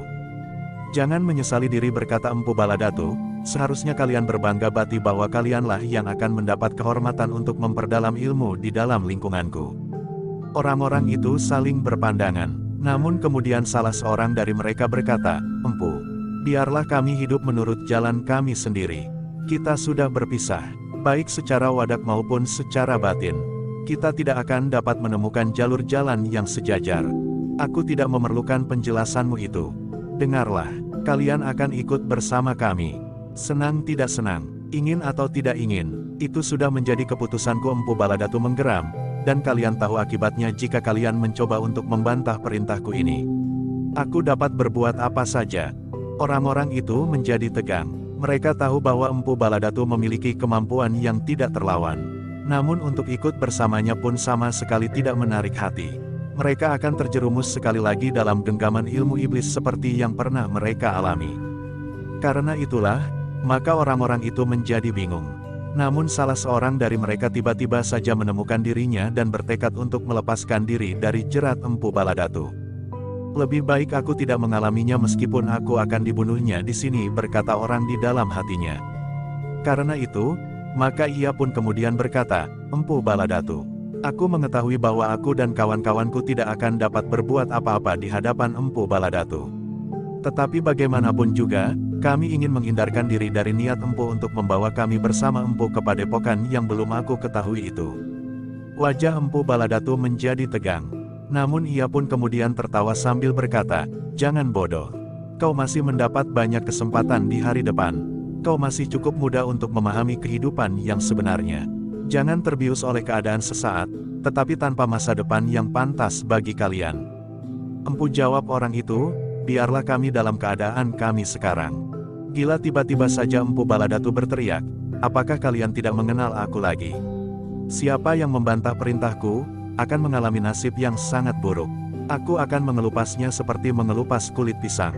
Dan tubuh kalian yang merah akan tergolek di tanah tanpa dapat dikenal lagi." Terasa bulu-bulu tengkuk orang-orang padukuhan itu meremang. Tetapi ternyata mereka yang telah mendapat tempaan lahir dan batin itu, telah berubah pula. Dengan tegang orang itu menjawab, "Empu, aku ngeri mendengar ancaman itu. Tetapi apa boleh buat, kami tidak akan dapat ikut bersama Empu. Jadi kau milih terkelupas kulitmu. Empu, kami telah memiliki beberapa lapis ilmu yang tidak berharga. Bahkan kami telah mendapat bekal dari Empu sendiri. Karena itu biarlah kami yang berjumlah jauh lebih banyak dari Empu berdua ini mencoba mempertahankan diri." "Gila, gila, jadi kalian ingin melawan kami?" teriak Empu Baladatu semakin keras. Orang-orang itu mundur setapak. Ternyata bahwa semua di antara mereka telah bertekad untuk mempertahankan diri apapun yang akan terjadi. "Oh, orang-orang yang malang. Meskipun kalian telah merasa mampu untuk menentukan sikap seperti itu, tetapi kalian tentu akan menyesal bahwa kalian akan mengalami masa-masa akhir yang sangat mengerikan." Orang-orang itu melangkah mundur pula beberapa langkah dan melekatkan pada busurnya. "Sebenarnya kami ingin berburu," berkata salah seorang dari mereka, "tetapi kami terpaksa membela diri dengan senjata-senjata ini." "Gila!" Empu Baladatu berteriak semakin keras, "Kau kira anak panahmu dapat menyelamatkan jiwamu?" Orang-orang itu menjadi berdebar-debar ketika mereka melihat tiba-tiba saja di tangan Empu Baladatu telah tergenggam sepasang pisau belati panjang. Ingatlah, dengan pisau ini aku akan mengelupas kulitmu." Orang-orang yang bersenjata busur itu tanpa mereka sengaja telah melangkah menjauhi yang satu dengan yang lain. Tangan mereka telah siap untuk melepaskan anak panah di busur mereka. "Kita bunuh orang-orang ini," geram Empu Baladatu kepada pengawalnya, yang telah menggenggam pisau belati seperti di tangan Empu Baladatu itu pula. Perintah itu benar-benar telah mendebarkan jantung. Tetapi jumlah mereka yang 3 kali lipat, dan anak panah di busur membuat mereka lebih berani. Apalagi mereka sudah bertekad untuk tidak akan kembali lagi ke dunianya yang lama. "Empu Baladatu manusia juga seperti kami," berkata orang-orang itu di dalam hati. Karena itu, maka mereka mempunyai harapan, bahwa Empu Baladatu pun akan dapat dikalahkan, setidak-tidaknya diimbangi kemampuannya oleh jumlah yang lebih banyak itu. Apalagi mereka merasa, bahwa pada saat terakhir mereka telah menempa diri, menambah kemampuan mereka dalam olah kanuragan, meskipun pada jalur yang berbeda dari cabang perguruan yang pernah mereka pelajari sebelumnya. "Jadi kalian benar-benar akan melawan?" bertanya Empu Baladatu sambil menahan kemarahannya. "Kami akan mempertahankan diri," jawab salah seorang dari mereka. "Apakah kalian sadar, bahwa hal itu akan mempersulit keadaan kalian? Kalian akan mengalami bencana yang tidak terperikan di saat-saat kalian menjelang ajal." Empu Baladatu semakin marah. Tetapi busur dan anak panah yang akan mereka pergunakan untuk berburu itu tetap teracu. "Dengarlah," geram Empu Baladatu, "anak panahmu tidak akan berguna. Aku dapat menangkis dengan pisau belatiku yang dapat berputar seperti baling-baling sehingga akan menjadi perisai yang sangat rapat. Karena itu, aku masih akan mencoba berbuat baik terhadap kalian dengan memberikan kesempatan terakhir bagi kalian untuk meletakkan senjata kalian itu." Tetapi tidak seorang pun di antara orang-orang itu yang meletakkan busur dan anak panahnya. Pengawal Empu Baladatu tidak menunggu lebih lama lagi. Ia pun segera meloncat maju sambil memutar pisau belati panjangnya. Sekejap kemudian, anak panah yang sudah melekat di busur itu satu persatu meluncur dengan cepatnya. Namun seperti yang dikatakan oleh Empu Baladatu, ternyata bahwa ia mampu menangkisnya dengan kecepatan putaran pisau belatinya. Sambil berloncatan Empu Baladatu memukul setiap anak panah yang mengarah ke tubuhnya, namun kadang-kadang juga menghindar dengan lincahnya. Demikian juga pengawalnya, ia pun mampu menghindari serangan anak panah yang datang beruntun, karena setiap anak panah yang terlepas, segera disusul anak panah yang lain yang dicabut dari endong. Tetapi tidak sebuah anak panah pun yang dapat mengenai lawannya. Jika sekali anak panah itu menyentuh lawannya, muka anak panah itu tidak mampu menyobek kulit. Beberapa saat lamanya, orang-orang itu berusaha untuk melawan. Namun ternyata perlawanan itu sia-sia. Meskipun demikian mereka sama sekali tidak ingin menyerah. Jika anak panah terakhir telah dilepaskan, maka mereka akan mencabut pedang dan bertempur berpasangan seperti yang pernah mereka pelajari dari para prajurit Singasari. Namun ternyata di antara mereka tidak sekedar mempercayakan keselamatan mereka kepada kemampuan diri. Karena ia mengetahui bahwa Empu Baladatu adalah orang yang memiliki kelebihan dari orang kebanyakan, maka yang paling baik adalah berusaha mencari bantuan dari padukuhan. Karena itulah, ketika kawan-kawan sibuk membidik Empu Baladatu dan pengawalnya, maka salah seorang dari mereka telah memasang anak panah sendaren. Anak panah yang dapat memberikan isyarat bahwa mereka berada dalam kesulitan. Maka sejenak kemudian, anak panah yang mengarah justru berlawanan dengan anak panah kawannya itu, segera meraung di udara. Demikian anak panah itu lepas dari busurnya, maka suaranya bagaikan jerit yang mengumandang seluas bulak panjang. Gila, Empu Baladatu berteriak. Ia sadar bahwa dengan panah sendaren itu, berarti lawannya akan berlipat. Dari padukuhan tentu akan muncul beberapa orang lagi. Mungkin prajurit-prajurit Singasari. Kemarahan Empu Baladatu tidak dapat ditahankannya lagi, dengan wajah yang membara ia mengerahkan kemampuannya. Namun untuk sementara ia hanya dapat menahan serangan anak panah yang meluncur dari segala arah itu sebelum ia dapat berbuat lebih banyak lagi. Demikian anak panah mereka habis, maka mereka akan segera menjadi bangkai geram Empu Baladatu. Namun orang-orang itu pun menyadari kesulitan yang bakal terjadi. Itulah sebabnya, maka mereka mencoba untuk mempergunakan anak panah mereka sebaik-baiknya. Mereka tidak saja asal melepaskannya, tetapi mereka mencoba membidik dan membuat perhitungan.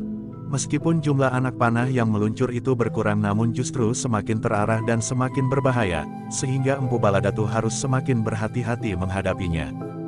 Dalam pada itu, panah sendaren yang meraung di langit itu pun meluncur dengan cepatnya ke arah padukuhan baru yang mulai menjadi semakin tumbuh itu. Tetapi jarak padukuhan itu tidak terlampau dekat lagi. Dengan demikian, maka Empu Baladatu yang harus semakin berhati-hati menghadapi orang-orang yang semakin lama justru menjadi semakin mapan itu berkata, kalian tidak akan mendapat bantuan dari siapapun. Lihat, jarak padukuhan itu tidak dapat dicapai dengan panah sendarenmu. Karena itu, kalian akan tetap mencapai akhir yang mengerikan. Jika orang-orang padukuhan kalian itu jemu menunggu dan kemudian akan mencari kalian, maka mereka akan menemukan kalian sudah tidak dapat mereka kenal lagi. Apalagi jika mayat kalian diketemukan oleh binatang buas yang berkeliaran di daerah ini. Orang-orang itu termangu-mangu, tetapi mereka benar-benar sudah bertekad untuk melawan apapun yang akan terjadi. Mungkin panah sendaren itu tidak mencapai jarak dengar dari padukuhan yang memang sudah agak jauh. Namun mereka masih tetap mempunyai harapan.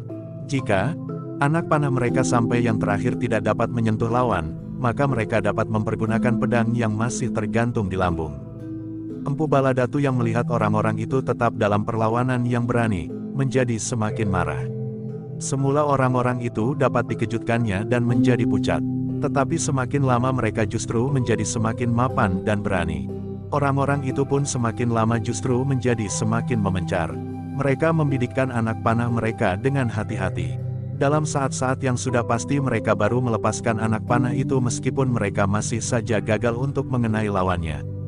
Tetapi dengan demikian Empu Baladatu tidak dapat memperpendek jarak. Jika ia melangkah maju, maka anak panah dari salah seorang lawan-lawannya itu pun menyambut dengan cepatnya, seakan-akan senjata itu menjadi batas yang tidak dapat dilampauinya. Kemarahan yang memuncak membuat kedua orang yang merasa dirinya memiliki banyak kelebihan itu menjadi kurang berhati-hati. Bahkan kadang-kadang lebih banyak dikendalikan oleh kemarahannya daripada perhitungan.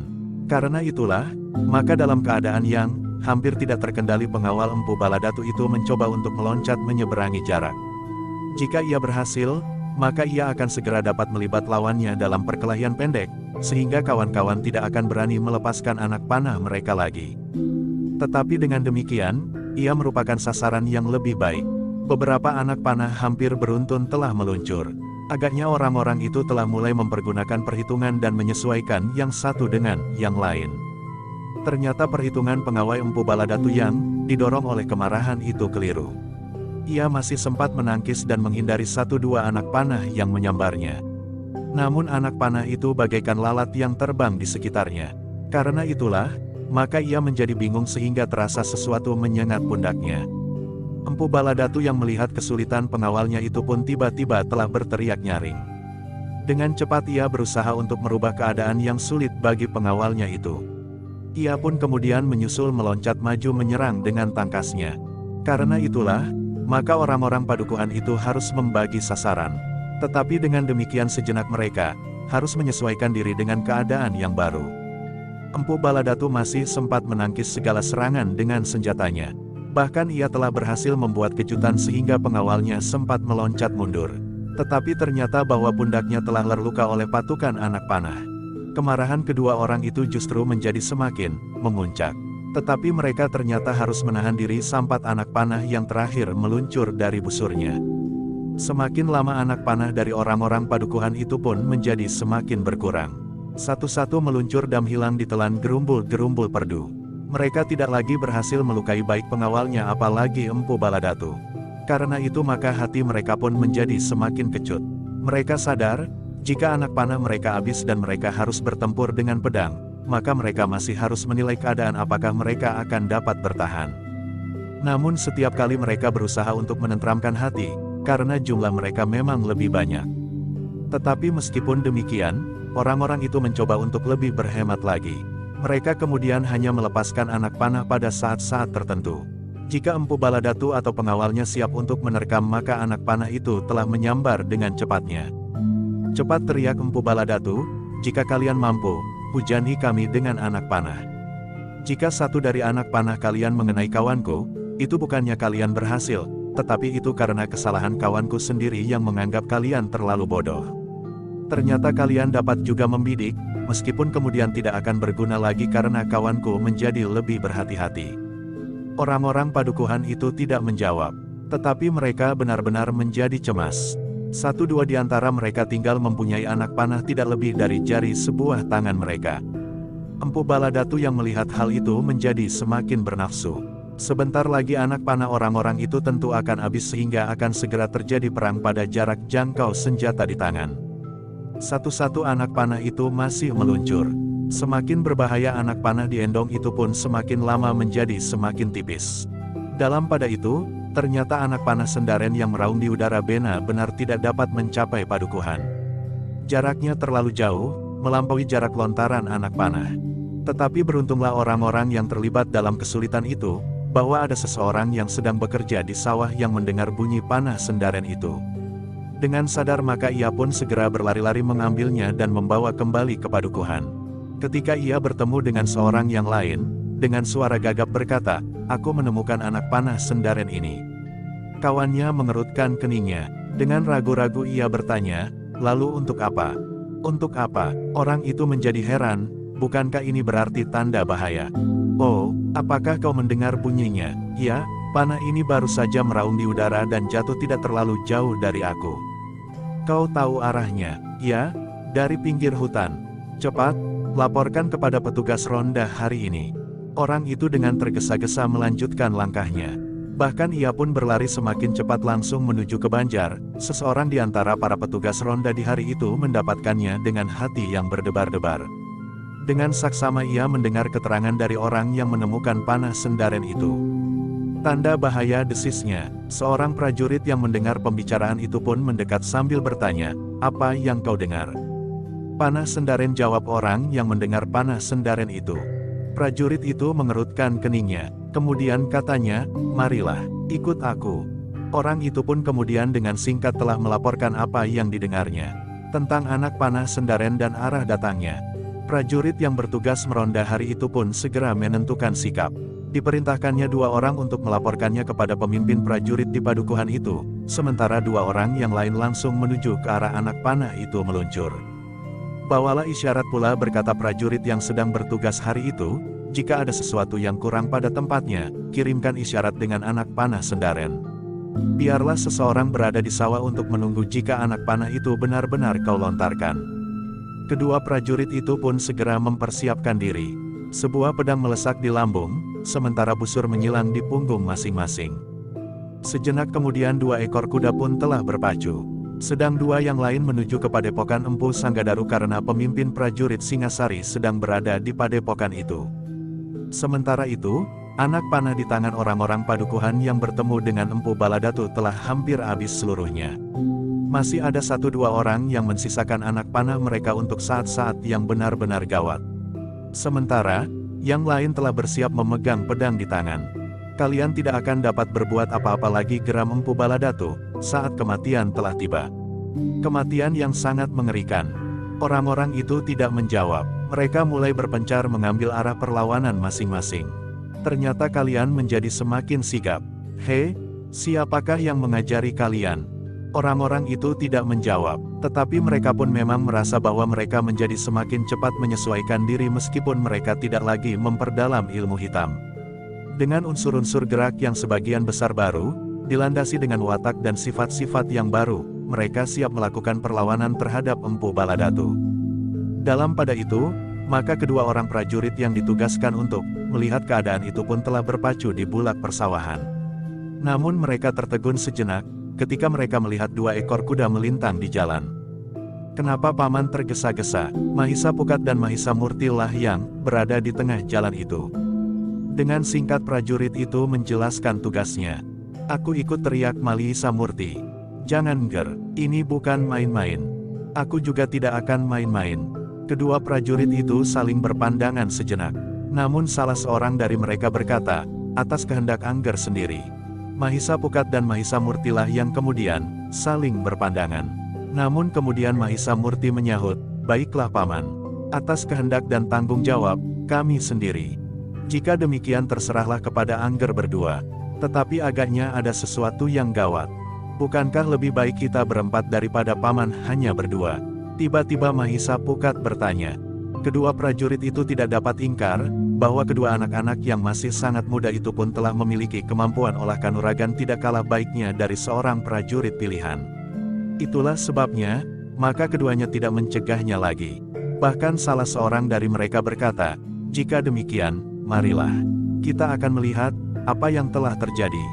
Keempat orang itu pun kemudian berpacu menuju ke arah yang ditunjukkan oleh orang yang mendengar anak panah sendaren yang menemukannya. Mereka tidak akan membiarkan orang yang dalam kesulitan itu dibiarkan ditelan oleh bahaya. Tentu bukan sekedar binatang buas. Mereka membawa perlengkapan berburu, desis salah seorang dari kedua prajurit itu sambil berpacu. Apakah ada orang yang mengetahuinya? Ya, para petugas hari ini melihat mereka, karena mereka singgah sebentar di gardu penjagaan. Mereka telah mendapat izin untuk berburu binatang. Kawannya tidak menyahut. Dengan wajah yang tegang mereka mempercepat derap kudanya. Mendekati arah yang ditunjuk, mereka pun memperlambat perjalanan. Mereka harus berhati-hati menghadapi segala kemungkinan. Mereka belum tahu pasti, apakah yang telah dihadapi oleh orang-orang yang sedang berburu itu. Mereka berkelompok lebih dari 5 orang, desis salah seorang dari kedua prajurit itu. Yang lain mengangguk-angguk. Jika demikian, maka mereka benar-benar dalam keadaan yang gawat. Sementara itu, Empu Baladatu telah berusaha untuk memancing anak panah yang terakhir dari setiap orang yang ada di sekitarnya. Kadang-kadang ia menggeram sambil meloncat, dan dengan demikian ia berhasil memaksa lawannya untuk melepaskan anak panahnya. Ketika anak panah yang terakhir telah meluncur dari busurnya, maka Empu Baladatu pun tertawa berkepanjangan. Di sela-sela derai tertawanya ia berkata, nah, sekarang kalian tinggal menunggu saat-saat yang paling pahit di dalam hidup kalian. Orang-orang padukuhan itu tidak menjawab. Namun mereka sadar, bahwa mereka akan segera sampai pada saat perjuangan yang berat dan gawat. Nah, bersiaplah untuk mati. Jika kalian tidak berkeras kepala, maka kalian akan mengalami suatu masa yang sangat menyenangkan. Kalian akan mendapat tempaan lahir dan batin, sehingga pada suatu saat kalian akan kembali ke dalam lingkungan sanak kadang dengan ilmu yang tidak terlawan. Kalian akan menjadi pemimpin dari padukuhan kalian yang baru, berkata Empu Baladatu sambil tertawa, tetapi semuanya tinggallah angan-angan. Kalian telah menyakiti hatiku, sehingga kalian memang harus mati seorang demi seorang dengan cara yang sangat menyakitkan hati pula. Bagi kalian sendiri dan bagi siapapun yang akan menemukan mayat kalian. Orang-orang itu masih tetap berdiam diri. Tetapi senjata mereka telah berada di dalam genggaman. Mereka telah meletakkan busur mereka, karena anak panah yang terakhir telah terlontar. Sejenak Empu Baladatu memperhatikan orang-orang itu. Ia pun menyadari bahwa orang-orang itu menilik sikapnya, telah mendapat bimbingan yang lebih baik dalam olah kanuragan. Lebih baik dari saat mereka ditinggalkannya. Tetapi Empu Baladatu adalah orang yang memiliki ilmu yang tinggi. Meskipun orang-orang itu berjumlah 3 kali lipat, namun mereka tidak akan banyak menyulitkannya bersama seorang pengawalnya. Marilah, kita akan membunuh mereka semuanya, geram Empu Baladatu. Pengawalnya yang telah tergores luka itu tidak dapat menahan diri lagi. Dengan serta-merta ia pun langsung meloncat menyerang. 2 orang dari orang-orang padukuhan itu menyongsongnya. Agaknya mereka telah saling berbisik, bagaimana mereka harus menghadapi 2 iblis berilmu hitam itu, sehingga mereka telah bersepakat membagi diri. 2 orang harus menghadapi pengawal Empu Baladatu, sedang yang lain akan menghadapi Empu Baladatu karena menghadapi Empu Baladatu akan jauh lebih berat daripada melawan pengawalnya itu. Sejenak kemudian pengawalnya Empu Baladatu telah terlibat dalam perkelahian yang sengit. Ternyata kedua orang padukuhan yang telah mendapat bimbingan para prajurit Singasari itu dapat melawannya dengan baik. Keduanya dapat menempatkan diri masing-masing sehingga pengawal Empu Baladatu itu tidak segera dapat menguasainya. Empu Baladatu masih sempat memperhatikan mereka sejenak namun kemudian ia pun menggeram dengan marahnya. Dipandanginya beberapa orang lain yang sudah siap menghadapinya dengan pedang terhunus. "Hei, kenapa tidak segera kau bunuh saja kedua orang itu?" teriak Empu Baladatu yang marah. Pengawalnya menggeram, ia pun kemudian mengerahkan segenap kemampuannya sehingga kedua orang lawannya itu mulai terdesak. Bagaimanapun juga, ternyata kedua orang padukuhan itu masih belum dapat mengimbangi pengawal Empu Baladatu yang ganas itu. Beberapa langkah mereka terdesak meskipun mereka telah bekerja bersama dengan sebaik-baiknya. Beberapa orang yang lain saling berpandangan. Mereka telah mempersiapkan diri melawan Empu Baladatu. Tetapi karena kedua kawannya itu terdesak, maka salah seorang dari mereka pun segera terjun ke dalam perkelahian itu untuk membantu. Bertiga maka orang-orang padukuhan baru itu agaknya mulai mendapatkan keseimbangan. Pengawal Empu Baladatu itu harus mengakui bahwa untuk melawan ketiga orang itu, ia harus berjuang sekuat tenaganya. Namun dalam pada itu, Empu Baladatu yang melihat pengawalnya mendapat perlawanan yang berat, ia pun mulai bergeser. Ia melihat orang-orang lain yang sudah siap melawannya. Namun bagi Empu Baladatu, jumlah orang-orang itu tidak cukup banyak untuk mencegah apa saja yang akan dilakukan. Sejenak kemudian, maka Empu Baladatu pun maju selangkah demi selangkah. Ia tertawa ketika melihat lawan-lawannya itu berpencar. Sambil menyeringai ia bertanya, "Hei, siapkah yang akan mati lebih dahulu?" Lawan-lawannya tidak menyahut, tetapi pedang mereka telah teracu. Tangan kalian mulai gemetar, desis Empu Baladatu, tetapi lawan-lawannya bagikan menjadi bisu. Mereka sama sekali tidak menyahut. Yang terdengar adalah desah nafas mereka yang memburu. Tiba-tiba saja terdengar teriakan Empu Baladatu nyaring. Ia pun kemudian mulai meloncat menyerang salah seorang dari mereka. Dengan tergesa-gesa orang itu meloncat menjauh, sementara kawan-kawan maju setapak sambil mengacungkan senjata mereka. Yang terdengar adalah suara tertawa Empu Baladatu yang menggeletar. Rasa-rasanya suara tertawanya itu telah menggoncangkan jantung. Bulu tengkuk lawan-lawannya telah meremang, mendengar suara tertawa itu. Bahkan ketiga orang yang bertempur melawan pengawal Empu Baladatu itu telah terpengaruh pula olehnya. Seolah-olah suara tertawa itu meneriakkan kidung maut dari lembah kematian. Senak kemudian Empu Baladatu pun telah benar-benar bertempur. Lawan-lawannya ternyata segera terdesak. Kedua pisau belati panjang Empu Baladatu seakan-akan telah berubah menjadi berpuluh pasang melingkari dirinya dan menyerang beruntun ke segala arah. Lawan-lawannya yang melihat tata gerak Empu Baladatu menjadi ngeri. Mereka menyadari bahwa mereka tidak akan dapat melawannya, betapapun juga mereka berusaha. Bersambung ke jilid 32.